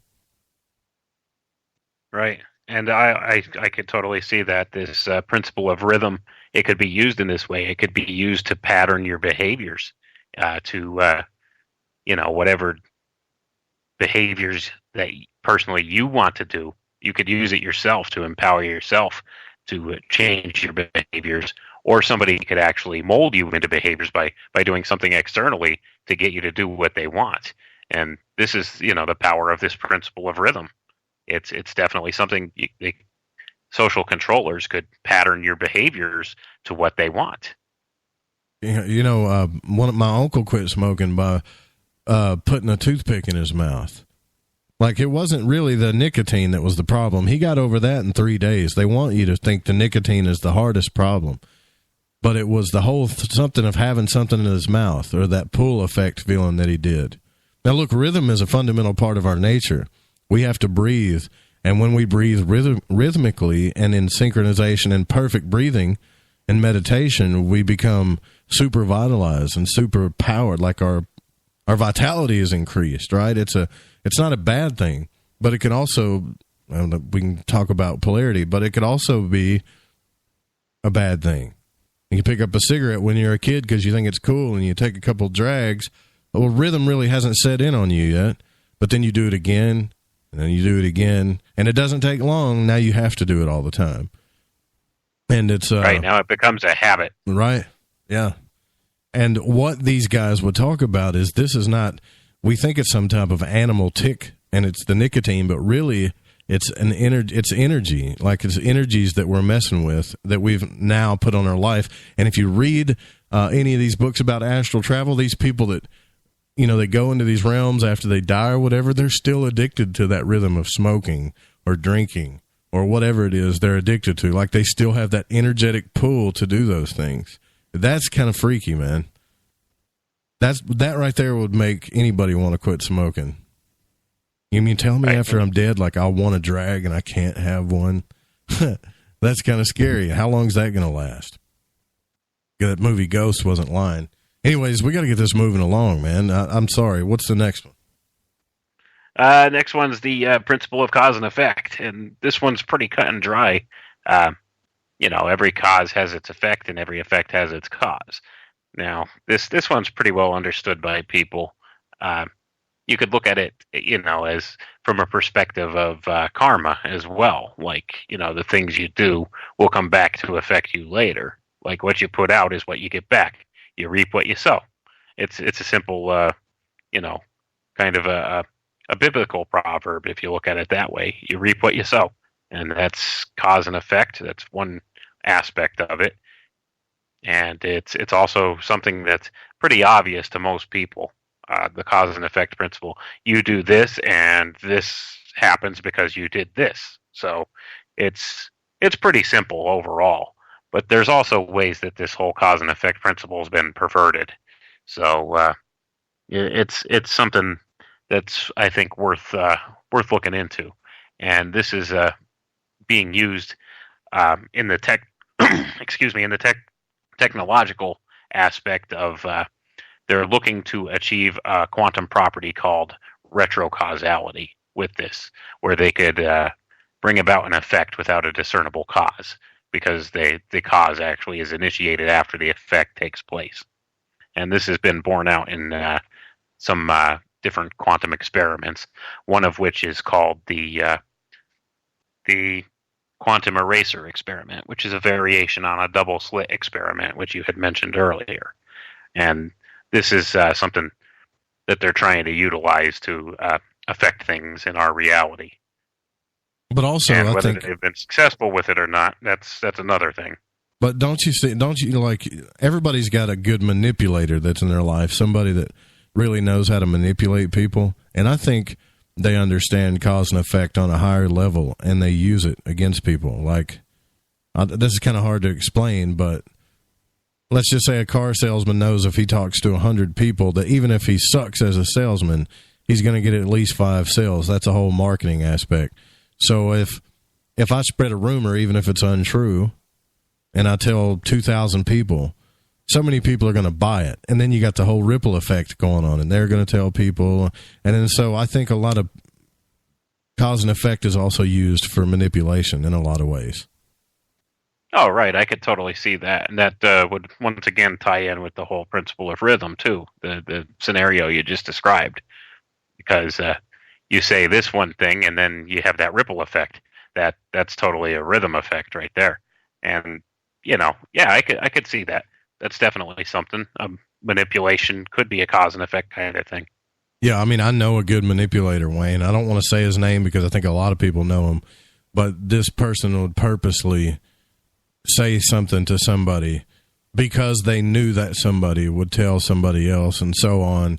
And could even, understood cause and effect to the point of they knew exactly what was going to happen down the line if they took this action. And that, my friends, is manipulation. That's not, it could be a good thing, but when you're using it against people, it's a bad thing. And we're already in our third hour. Wayne, you want to hang out for another 30 minutes? I forgot to even ask you the last break. Oh, yeah, I'll hang out. Sure. Awesome. Not a problem. Awesome. Didn't even realize we were in the third hour yet. Yeah, man. Time's flying by really quick. We'll be right back, guys, with Wayne McRoy Jr.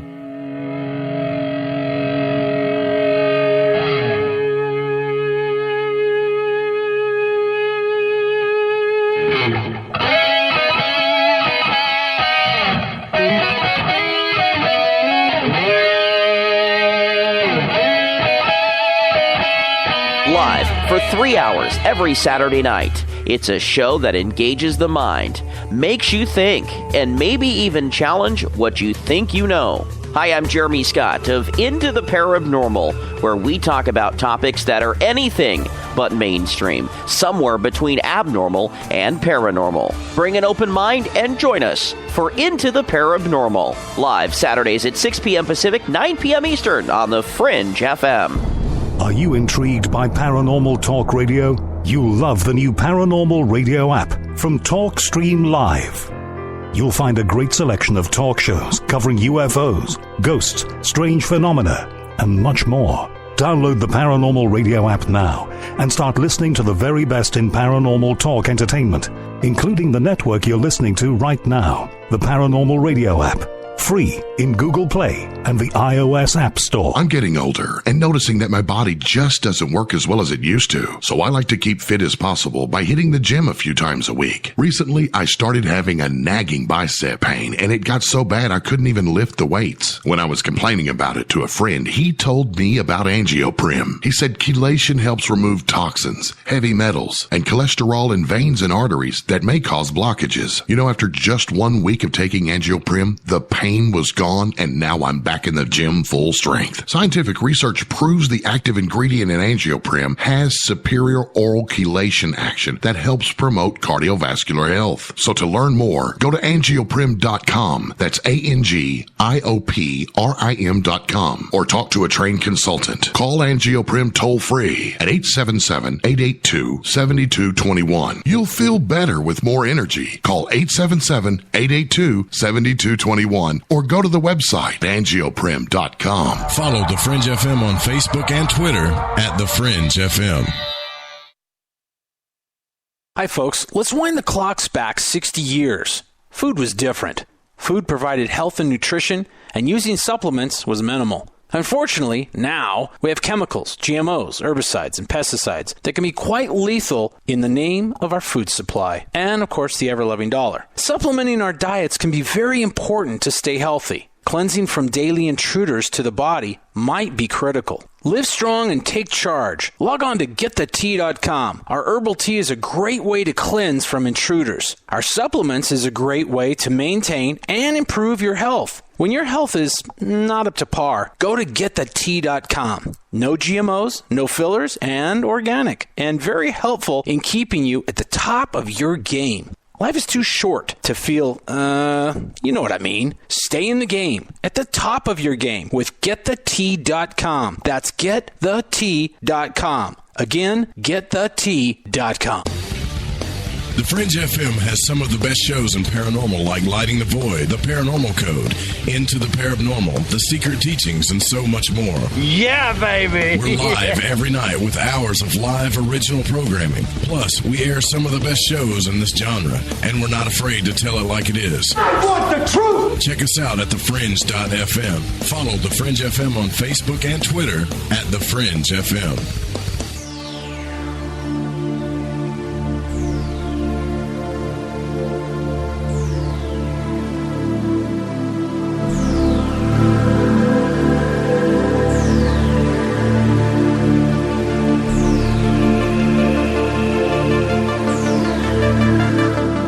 Welcome back to Lighting the Void. I'm your host, Joe Roop. Don't forget you could support this show by, there's several ways to do it. You can get an Audible trial at audibletrial.com/LTV radio. You can shop at Amazon and support this show. All you got to do is hit the shop at Amazon button on the website, or you can donate. And thank you all who have helped out this show. That, not to mention this chair, like by now, for sure. I mean, actually, it was in the second hour. By now, I'd be in so much pain, I'd have to stand up. I could sit in this chair forever. I cannot thank you guys enough. I know it's like, oh, God, he's talking about the chair again. But I can't thank you guys enough, man. My back, my butt, my knees, my legs, my body thanks you guys. You're the best. So Wayne McRoy's Jr.'s, enough talking about that. I apologize. Your book, The Alchemical Tech Revolution, is out on Amazon. Is it in Kindle, or do you have both versions of it? Do you have it in physical copies? Oh yeah, it's available as a physical copy, or it's available as a Kindle download too, and you could get it at just about any other fine book retailer at this point too. Okay, all right. So we need to go on to our next principle. Actually, Dan Lopez is saying in the chat room, he said that he's still trying to understand this retro-causality thing. I don't know if maybe we didn't explain it well, because I don't quite understand it well either, to be honest with you. Okay, the whole retro-causality thing. Basically, this is how they plan on trying to bring about an effect before the discernible cause is initiated. So you'll see an effect happen, but there'll be no discernible cause for that, because the cause for it doesn't happen until at some future time. So it's kind of like I don't want to say a time travel form, but it's kind of similar to that. And one thing I could equate to this would be something that you've probably heard of called the Mandela effect. Oh yeah. And this I think operates on this principle. This I think is what's going on with the inversion of the cause and effect principle with a retrocausality thing. Okay. Now, how exactly they're bringing that about, I'm not sure. There's been a lot of speculation that it has something to do with the D-wave quantum computers, possibly in conjunction with particle accelerators. Because it's been said by the people that developed the quantum computer, the D-wave quantum computer, that this computer could actually reach into parallel universes to extract data and information. So if that could be done, who's to say it can't reach backward through time to change something? Okay, so it's changing facts about our timeline, or it could be. Could be. Yeah, I don't want to say, that this is a definitive thing going on. It sure seems like it. I think there's definitely something to the Mandela effect, and I believe it's this retrocausality principle that's being used to bring it about. Well, the C-3PO silver leg thing was the one that convinced me, right? Like wasn't he always gold? C-3PO, like he was gold all the time, right? Oh yeah, it's one that bothered me too. And I'm pulling up all these old, like, even people have taken pictures of like magazine prints to where they were advertising Star Wars and stuff, and it's showing that he's got a silver leg, and I'm like, okay, well maybe somebody photoshopped that, but it's not photoshopped. I mean, I've looked at the pixels on it; it doesn't look photoshopped. I think that is really strange, man. And I can't think of a reason why. I wonder if it's happening by accident, like Will's saying, like the stuff that's happening at CERN, where they're just smashing particles together and doing all these experiments, if they're changing our reality doing that stuff or our timeline. That's a wild concept, but it could be real. I mean, look, if you can fly to Mars in a different body, I think there's no telling what's really going on out there. Oh yeah, you got to understand too. We exist within the frame of reference that we exist in, where we see time as being linear, but there's got to be something outside of that. So if there's something outside of that where time is not linear, where time doesn't exist, if you could access say that different dimension where time is irrelevant or doesn't exist, then it wouldn't be that unfeasible to be able to pop back into this reality at some other point of time, or make some change in some other point of time, because it's not doesn't exist outside of this little bubble we're in. You know what I'm saying? Uh-huh. Like if we were able to transcend this dimension to a different dimension where time is not a factor, then you could come back into this one at any given point in time. And, it's possible. It's definitely something that's possible. How is, well, let's just move on to the next principle, and I'll ask you that question. Sure. What do we got next? The next principle is the principle of gender. And this one basically states that everything has a masculine and a feminine aspect to it. Oh, this one's going to get spicy. Okay. Oh, yeah. Yeah, this one definitely does get spicy a lot of times. This is where, it usually gets a little bit controversial sometimes when we start talking about this one. But what the hell is going on? And something's going on with this male and female energy thing. Like, we know it's fundamental in the universe and the cosmos, but we've got all these different people wanting to call themselves different genders now. I've never seen this before. Like, some people are saying, well, this has always existed. We just never, we never confronted the situation because these people, they would have to hide or be ashamed of who they are, or whatever you want to say. But and to me, it looks like it's just happening more frequent as far as, I guess you could say, gender confusion. Like, and I could probably lose 1 million listeners, but from what I'm about to say, but there's nothing wrong with being who you are. Like, if you're gay, you're gay. That's it. There's nothing wrong with that. If you're straight, you're straight. That's it. There's nothing wrong with that. But sometimes I wonder, like, I can even understand, I guess, being bisexual. Attraction works in weird ways, right? But why are they wanting to put names on it now? Like, it's, something weird's going on. That's all I'm saying. Right. And you're absolutely correct. There is something weird going on. There's a whole vast social engineering program going on with this stuff. And this is actually something that I'm going to be touching on in my new book that I'm currently writing. And you'll look, if you actually go out and do a search on the internet, look up the word post-genderism. Look up post-genderism. Now, this is actually just a code word for transhumanism. And that's where this is all going. There's this elaborate social engineering aspect to this that's going on. And I'm going to be touching on that in my new book that I'm writing right now. That should be coming out sometime. I'm hoping by January of the new year I should have it out.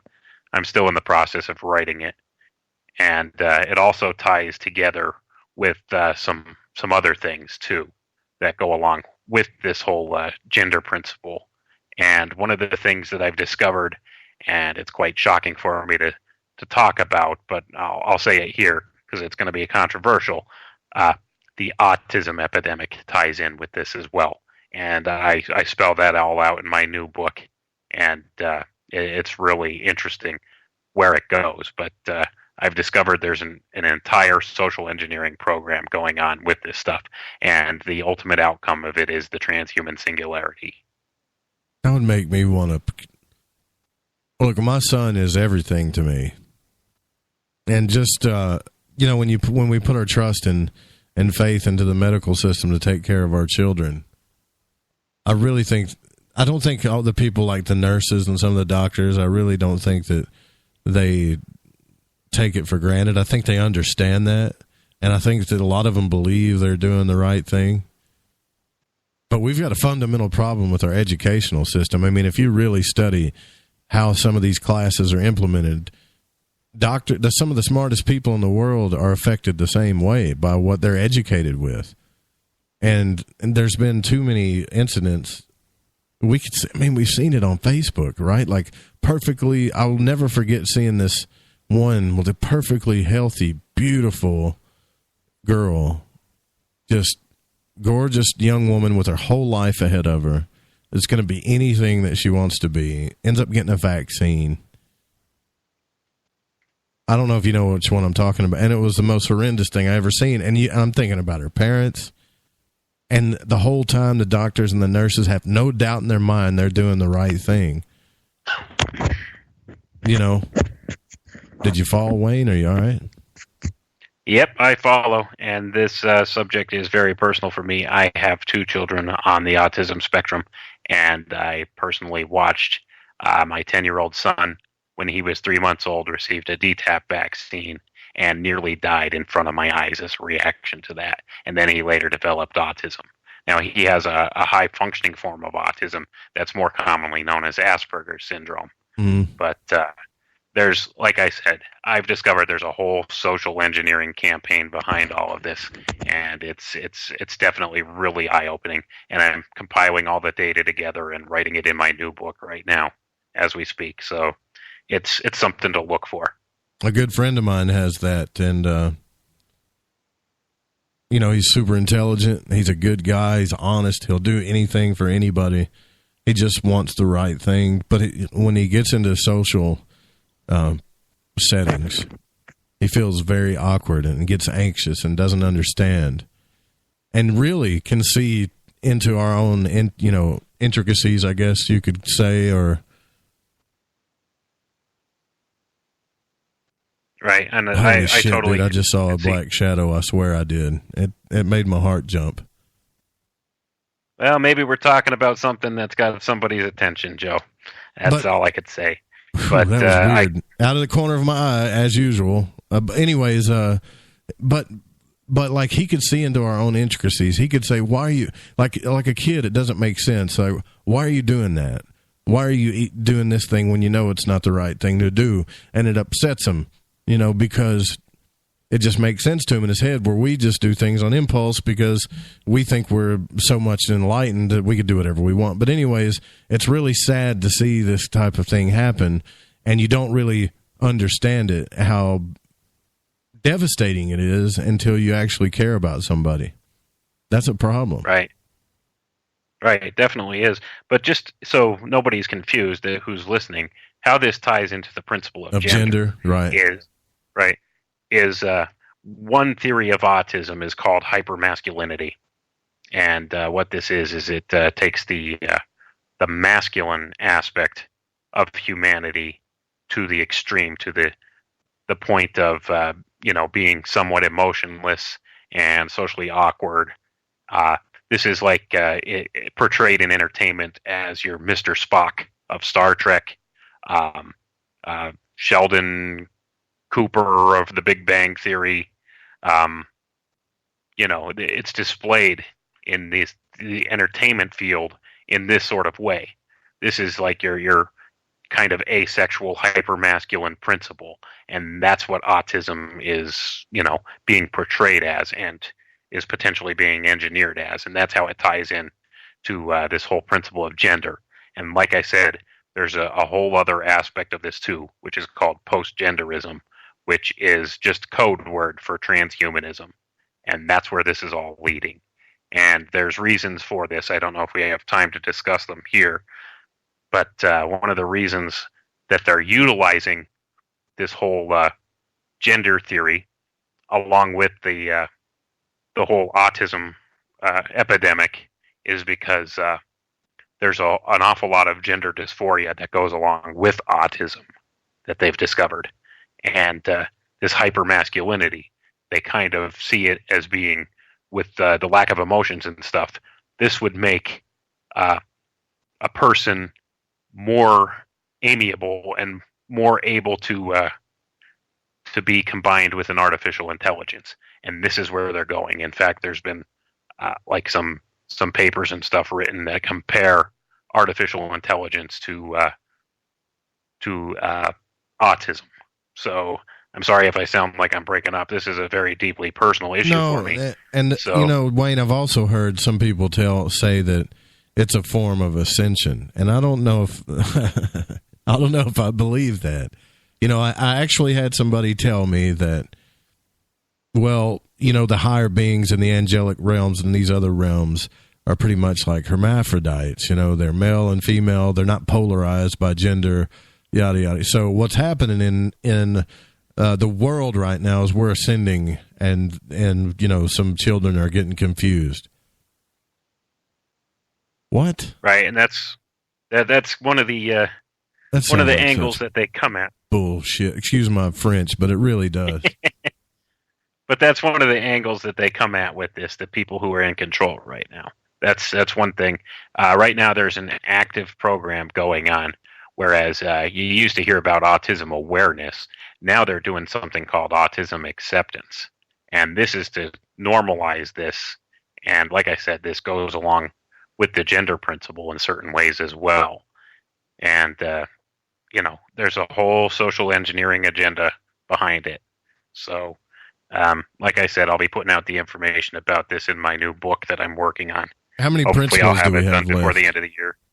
That was the last one. Okay, so let me ask you this question about that subject. Do you think, like, when I've watched these town meetings, and some of these youth, and it's not all youth, by the way, but I'm just saying the youth of the people that I focus on, because they're the future, and they get up in front of a town and they say, look, this is what I am. I'm male/female, whatever. They call themselves so many different things. I know in some universities you can get kicked out of school for not recognizing it, right? But they call themselves so many things. I can actually see, believe it or not, both sides of this. So let's say that you were a victim to a vaccine or something that's, I don't know, that it's influenced you, and now you're gender, I guess, confused. I don't know what you want to call it, but you're going through this thing, and you're trying to get the people around you to understand it, that you're going through this thing. And what they do, because it's in the media, what they do is they stand up and mock you and say, you know, just because you live this way doesn't mean I have to live this way. And everybody starts clapping. Now, listen, how do you think, like, I can see both sides here is what I'm saying, Wayne. Like, I don't really feel bad for the people standing up and getting clapped about everything they say, but this person that's trying to be normal in an unnormal society, if that makes sense.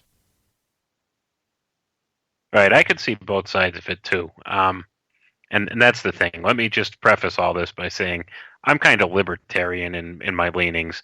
I don't pass judgments on people. If you want to live your life a certain way, I'm good with that, as long as you're not hurting anybody else. I'm not one of these people that's like against this LGBTQ thing or whatever. You could do what you want. I don't care. You know what I mean? As long as it's not hurting anybody or it's not affecting me, then I'm fine with it. So I'm not like against that whole movement or anything like that.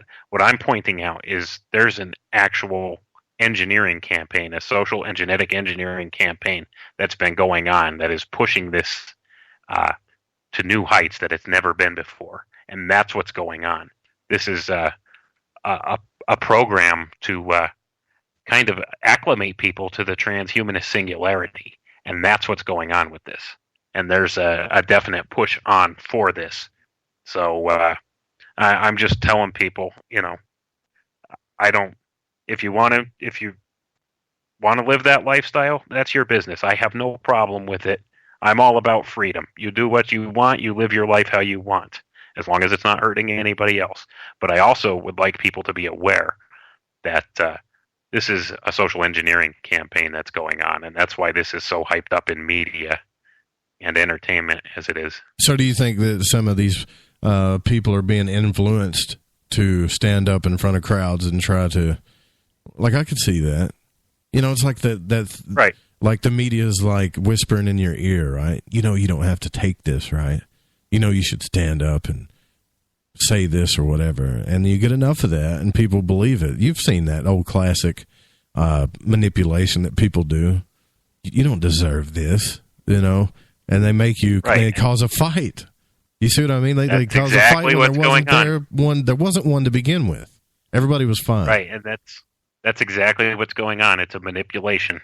It's a manipulation to achieve a certain goal, and it's a social engineering goal, and it's been going on for a while, and it's really starting to hit full steam and come to fruition. And this is just what I want to point out. Like I said, I'm not bashing anybody's lifestyle choices. You live how you want to live. I'm all about freedom. Like I said, as long as it's not hurting anybody else, I have no problem with it.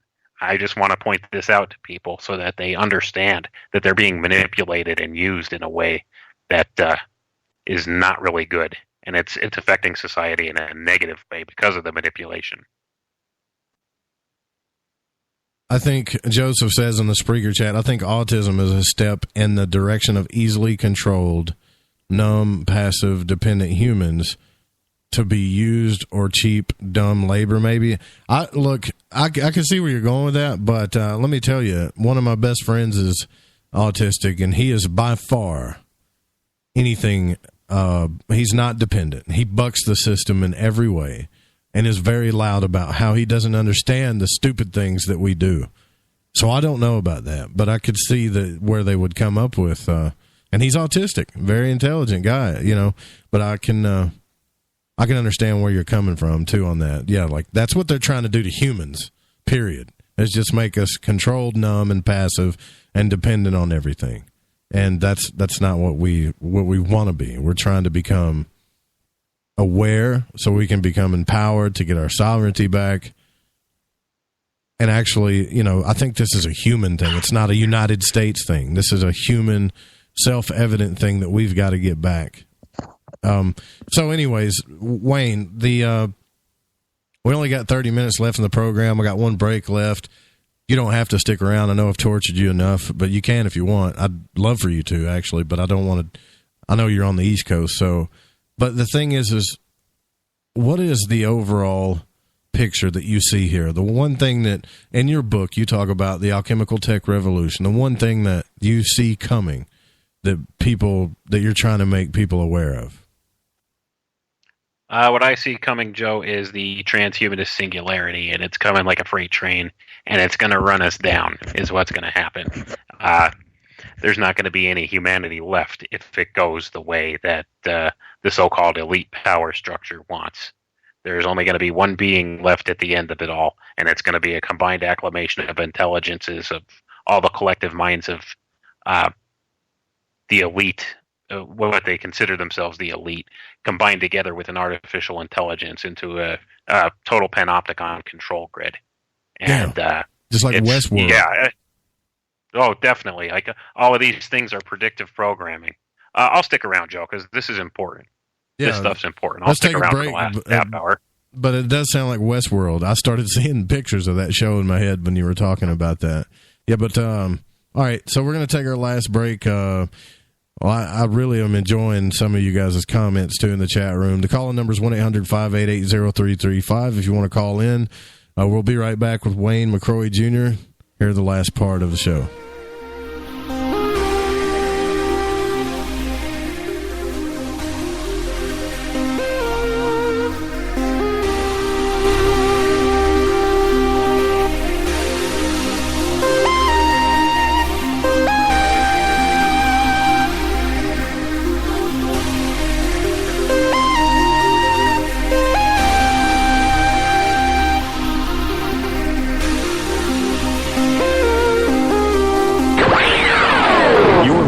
To Lighting the Void Radio.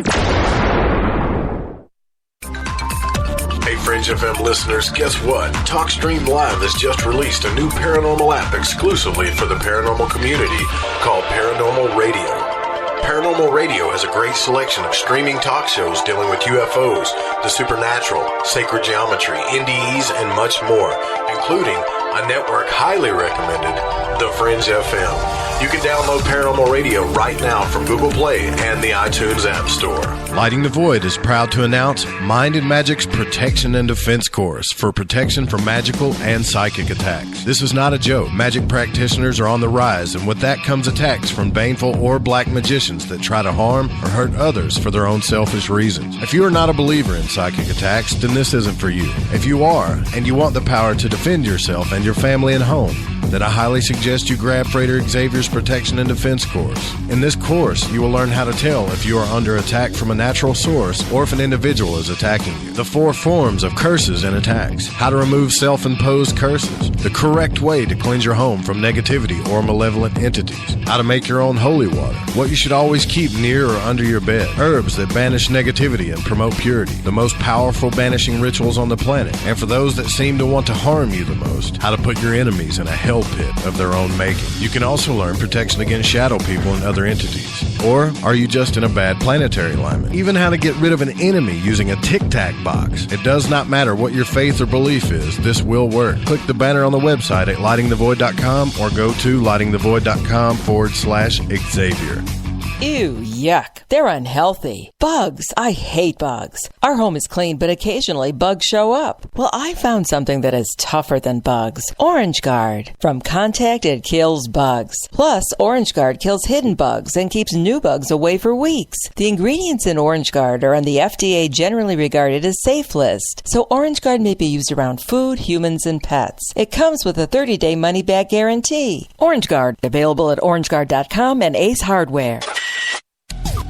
Hey, Fringe FM listeners. Did you know that when you're on the road with limited data or no Wi-Fi available, you can still listen to every minute of the Fringe FM by calling 701-719-3971. No smartphone app or internet needed. Saves your data plan and no extra cost if you have unlimited minutes.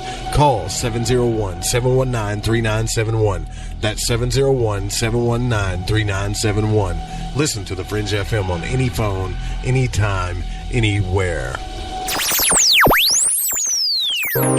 This is Reverend John M. Polk from johnpolkmedia.com, and you can listen to my show, The Quantum Hologram Matrix, every Thursday night. ETs, UFOs, metaphysics, the paranormal, and more are some of the many topics we will cover on The Quantum Hologram Matrix. Make sure you bring your higher concentric multidimensional selves. That's every Thursday night, 5 p.m. Pacific, right here on The Fringe FM. How you doing today, guys? This is Garrett Lee. And this is Randy Warner. We're the hosts of Healers and Hellraisers, and you're listening to The Fringe FM. The truth is out there. There's something out here. And so are we. KTLK Digital Broadcasting, The Fringe FM.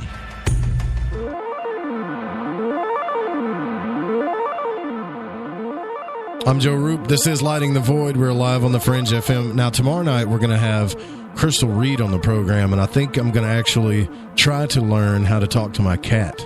So I have been talking to Leo.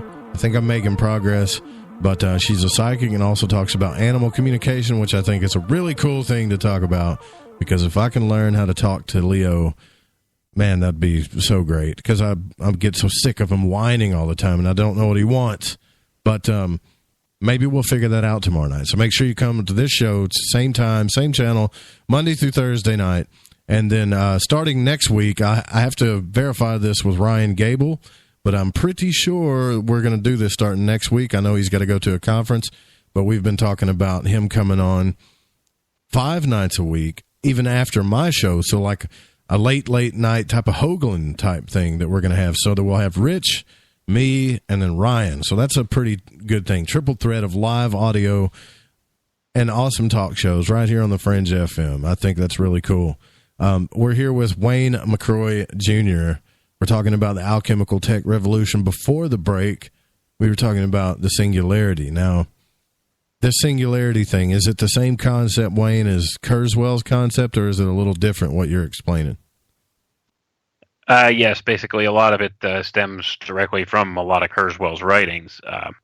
I could tell you that this transhuman singularity that's coming, this is going to be something that totally changes the face of consciousness and life as we know it. So it's something that's coming at us like a freight train, and we need to be aware of it. And I say try to pump the brakes a little, because right now, they're throwing all caution to the wind and just pursuing this without considering the risks involved. So one of the major risks involved with it is the artificial intelligence risk. And I think this is the biggest threat that threatens our society today. Now, I've heard two different sides of this.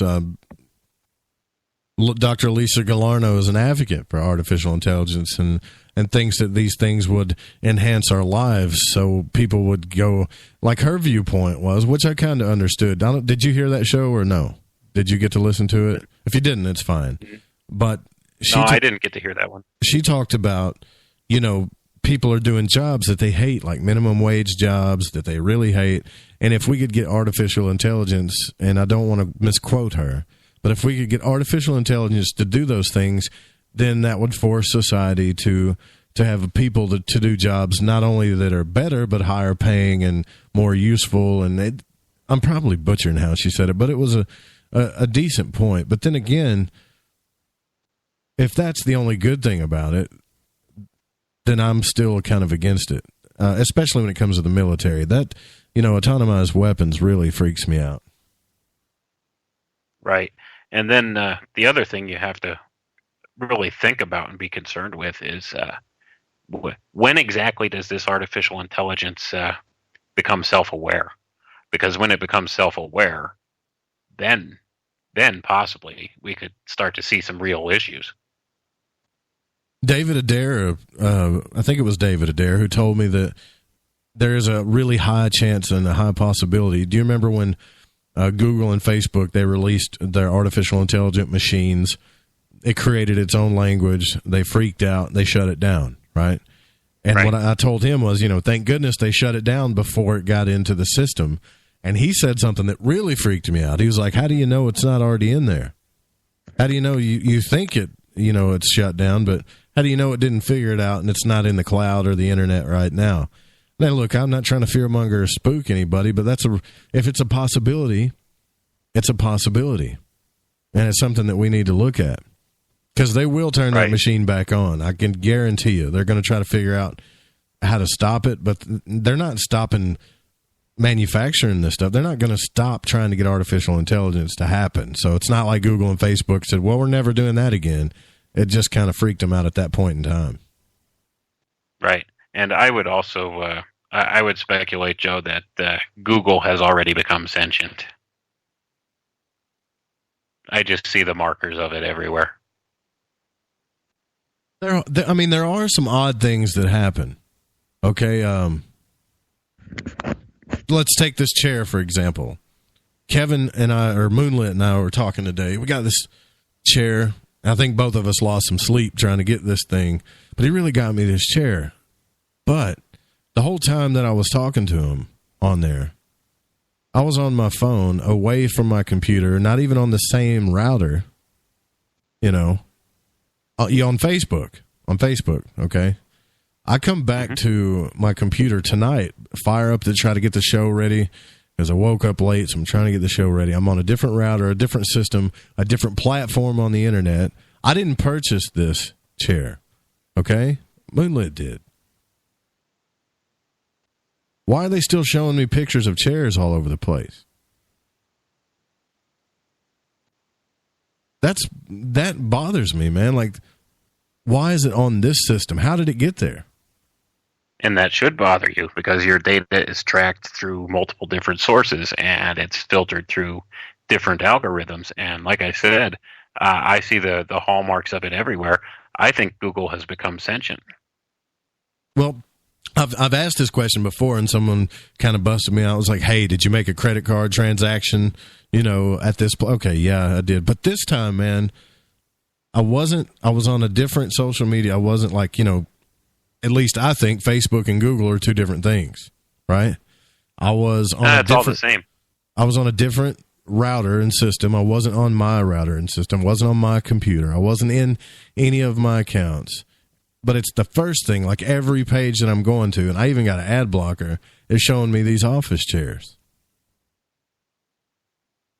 Where did the transition happen? Well, that's the thing you got to wonder. That's really the thing you have to wonder.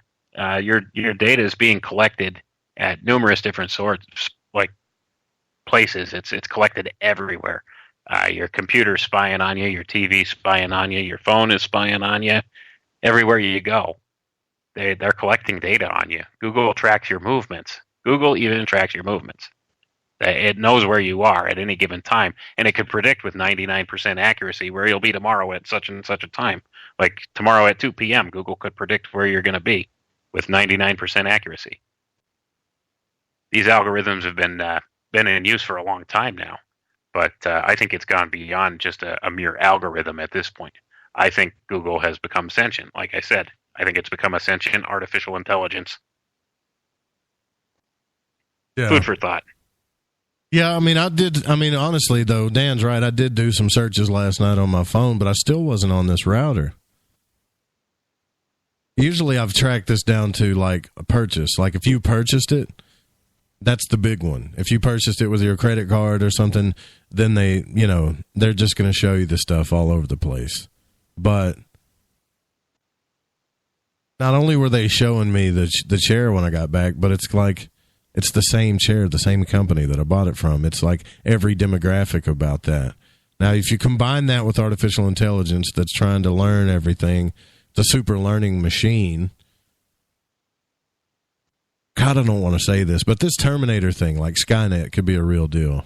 Really could. I used to talk about it, a long time ago on the show, and even play little Terminator audios and try to freak people out because I thought it was a reality, like this could be a reality. But now it's with the weaponization of autonomous weapons, the quadricopters. I mean, it can really happen. Oh, it's definitely feasible. This stuff's not science fiction anymore. That's the thing. I mean, there was a time when this was viewed through the lens of science fiction. It's not that. I mean, this is definitely possible and plausible and actually probably probable when you think about it. Do you know that you don't own the space? Like, you know, when the drones first came out and everybody wanted to buy a drone, I broke a law, didn't know it. A drone flew in my yard. I found out whose drone it was, by the way, later. Someone was listening to the show and said, hey, that was my drone. Stupid me, right? But put foot in mouth. But I thought that this thing was flying in my yard with its camera. That, you know, this is my property, dude. Get your camera off me, or I'm going to, you know, I'm from Arkansas. We tend to shoot things like that. Well, that's against the law. You can go to prison for that. Well, what does that mean? Did you know that they released a law those same years that the police, any form of the government, can put a drone anywhere in the United States if they want to? There's no jurisdiction. I mean, as long as they could fly these things anywhere they want. Do you understand where I'm going with this? Like, you see where I'm going. Yeah, the police can't roll up in your yard with their car and bust your door down. But they've already set the laws in place, unless we counteract those laws now, to where they could fly these little mini quadricopter drone-like things in your yard and just look at you all day long, and you can't do nothing about it. It's against the law to do anything to it. That's right, and where does it go from there? Where does it go from there? If you have a weaponized drone copter, you know what I mean? What's next? You know, they can't search your house or anything without a warrant, but they could send their drone to spy on you. No, like you said, there's no jurisdiction for it. So, I mean, that's a scary thing in and of itself. There's no jurisdiction in space either. So what you see is like, you take Elon Musk, who's firing these rockets in space, and he's doing more than what our government's doing as far as space travel goes, if you ask me. And what does Trump gets up there and talks about? Well, we're going to open up a space military. We're going to reinitialize the Space Council. And hey, if you rich guys, you get to Mars before we do, well, great. But there's meetings happening, like they're getting involved with each other. And now they're going to own the air, anything from the ground up in your property that you pay taxes on, by the way, all the way up in even outer space. Like, it's just crazy to me that we could even think that we could own these things. I mean, the Indians was like, what? You know, when we came to America, we're like, what? You want to own the dirt and the water? That doesn't make sense. Now we're trying to own the air and space, and we'll do it too. I mean, the Coke companies already patented some forms of water, didn't they? Yeah, it's very possible. I think I saw something about that. But yeah, I mean, when you think about it, look above your head. What's up there? You don't own the sky. You don't own space above the sky. So it's like that's a whole different playground that they could play in without any legal ramifications. So when you look at this stuff, if you look at artificial intelligence combined with, say, like weaponized drones or something like that, operating autonomously, then, there could be some real scary stuff that comes out of that. Eric says, you're crapping me out, Joe. I don't even know what that means. I'm just telling you what the formula of this thing is. I mean, we spent the first 2 hours talking about Hermetic principles and cause and effect. You don't think these people are doing things right now to plan for something in the future? I mean, the ripple effect, I throw a rock in the water and it ripples and that ripples and it keeps going. And they know as long as they control all this stuff, it's going to happen in the future. They're doing it right under our noses. I think that's right, and they do a lot of this stuff covertly. Yeah, I think that's what he's trying to say. I really think you guys should get his book because I can't articulate this stuff the way Wayne has in his book. But it's all there. And I don't know too many people have written about this. Like, to me, you were one of the first. I haven't found any other books that talk about the same stuff you do. Have you? No, they're very few and far between. I've heard people talk about it, but honestly, there's really not many books like my book that I've put out. I'm hard pressed to think of any.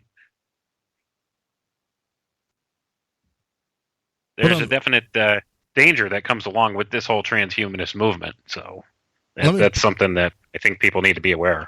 Let me put it to you this way. I had Gordon White on last night, who a lot of people consider to be intelligent. And he didn't even, when I brought up the word progress during the break, you know what he told me? He said, you keep bringing up this word progress because you want to see progress. But that idea of progress shouldn't be there. These things are innately with us. It's like there's just one thing going on. There shouldn't be progress. We just need to realize the truth of the human potential. And so when he told me that, and I asked him on the air, and this guy thinks, just like you do, he thinks analytically and logically. I said, to me, it seems like that there's something out there that's trying to keep us from knowing our own potential. Because when we talk about magic, they want to scare us with spirit cooking. When we talk about astral travel, they want to tell us that, we're going to die in our sleep. When we talk about alternative medicine, they crap on that too, right? And now we're talking about technology, and it's happening. It's happening.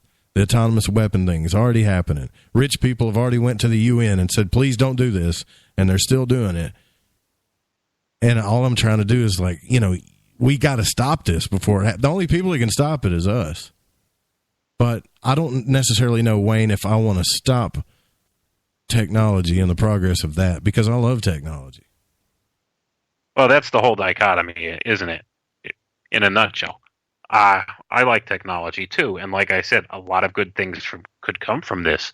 My major concern at this point is the people in control of it. They have a completely different idea of what they want to do with it.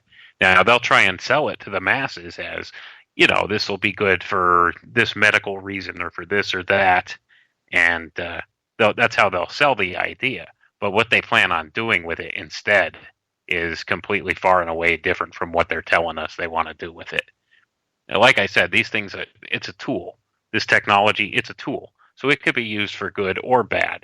But my real concern right now is the people that are bankrolling it and funding it and pushing the whole agendas forward plan on using it for nefarious purposes. And that's where my concern is. And I also think at this point that they've lost control of some of it to a certain degree, and the artificial intelligence has taken over and has its own different agendas in mind. Kevin is saying that I'm overreaching a little bit here. And I feel like I'm overreaching, but, I see what you're saying, but every time I have a thought about these things, I'm questioning in my mind if it's real or not, and then I go back to something that I know that's happened. Like these things have already happened. It's not like I'm predicting. It's not like I'm predicting a future that hasn't. It's already here. Right. That's the thing. All you have to do is look at the patterns. It's there. 9/11 was an overreach at first, wasn't it? Like Wayne and people said, there's no way that this was a psyop or this was some type of, false flag thing or whatever. More and more people are now realizing that there's so many things wrong with it. But back then you were overreaching. How are we going to stop this stuff if we don't overreach a little bit? I don't think I'm overreaching. If I'm overreaching, then I guess I am. I just don't think I am. I don't think you are either, Joe. I think this is a topic that people don't take seriously enough. This is really going on. I mean, this is not something that's fiction, okay? This stuff is really happening. These technologies really exist. This stuff's going on. It's being pushed forward. There's people in positions of power that have agendas that do not line up with the needs or the wants of the public at large. And these things are being pushed forward by these people in positions of power, and are not going to be used in the way that they claim they want to use it for the betterment of mankind. And that's where my concern is. And that's why I'm just out here, raising the alarm bell. I'm just a messenger. I'm just here to deliver the message. Some people say you're giving energy to the patterns by dwelling on them. Okay, so what do we do? How do we stop it? Just don't talk about it?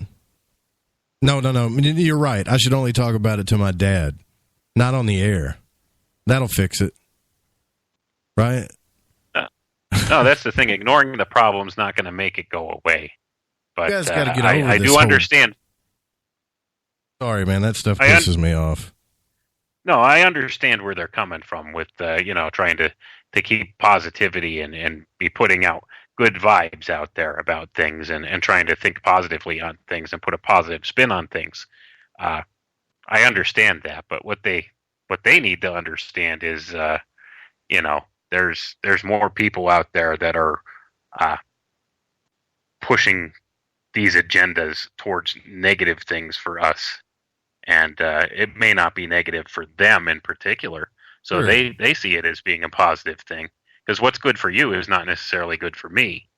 And that's where I'm coming from. The ones that are pushing this are your 1%ers. They're the ones that want this. And they're the ones that want to be the beneficiaries of this. They don't care. They couldn't care less about you and me.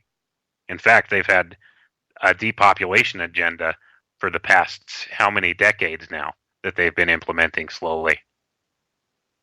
Look, I get it. Talk radio is an entertainment industry, right? You want to hear about the cool stories, and you want to hear about this alien somebody talked to on the 9th dimension. But what I'm talking about is real things that are happening. This is Kurzweil talk. What was his prediction rate? I think it was in like the 80 percentile. I've got kids, and I know they're going to have kids.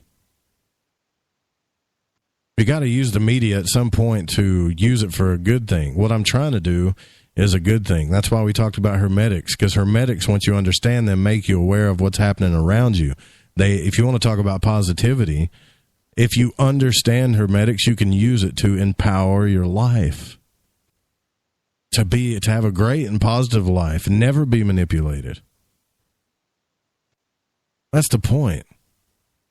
And even when I talk about things that have already happened, I put them together. It's not like I'm putting them together to come up with some ulterior motive here. This motive is, if you don't understand the military-industrial complex, if Pink Floyd didn't get through to you, then I'm definitely not going to do it.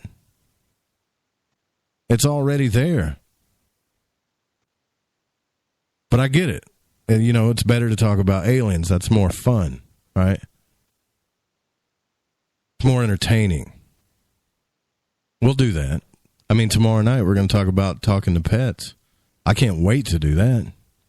But I really believe, and I mean this to the bottom of my heart, Wayne, a lot of great work and a lot of good books are out there that get unnoticed. And I saw that happen with John Anthony West. Everybody was so focused on his trips to Egypt and his stuff about Egypt, but they never read his books about astrology. It never got marketed right. It should have been. And I want to see your book in a lot of hands. So sometimes I do these shows with a purpose. I'm not the rock and roll entertainer. Sorry. I like rock music, though. But anyways, I think we can stop this. That's the positive note. If you want a positive note, I think all of us are very capable of stopping it, and also having awesome technology, even a little bit of artificial intelligence in our hands and not the military's hands. But we only got a couple of minutes left, so Wayne, I want you to tell everybody how they can find your book and what you got planned for the future, and just plug away, because you've spent 3 hours with us here, all of us, so I really appreciate it. Oh, no problem. It was a pleasure being here. And I just want to say I think you're definitely right. We can change this, and that's the whole point of me doing this and pointing out these things and writing this book and doing these interviews, is to let people know we do have hope for the future, and we can put a positive spin on this and change this. What we need to do is make the people in charge accountable for what they've done with it and what they are doing with it and planning on doing with it. Now, with that being said, I'll go ahead and name off my book. My book is called The Alchemical Tech Revolution, Fulfilling Ancient Esoteric Agendas Through the Use of High Technology. It's available on Amazon. It's available at Barnes & Noble, many other fine book retailers. It's also available as a Kindle download. I could be reached at alchemicaltechrevolution@gmail.com. I also have a relatively new YouTube channel I put up where I post videos and stuff that relate to some of this subject matter, and that's called Alchemical Tech Revolution. And I could also primarily be reached on my Facebook page, Files from the Conspiratorium. I am working on my second book right now, and the working title of this book is going to be called The Autism Epidemic, Transhumanism's Dirty Little Secret. And that should be out. I'm hoping to have it out by January at the latest. So I'm working on it now.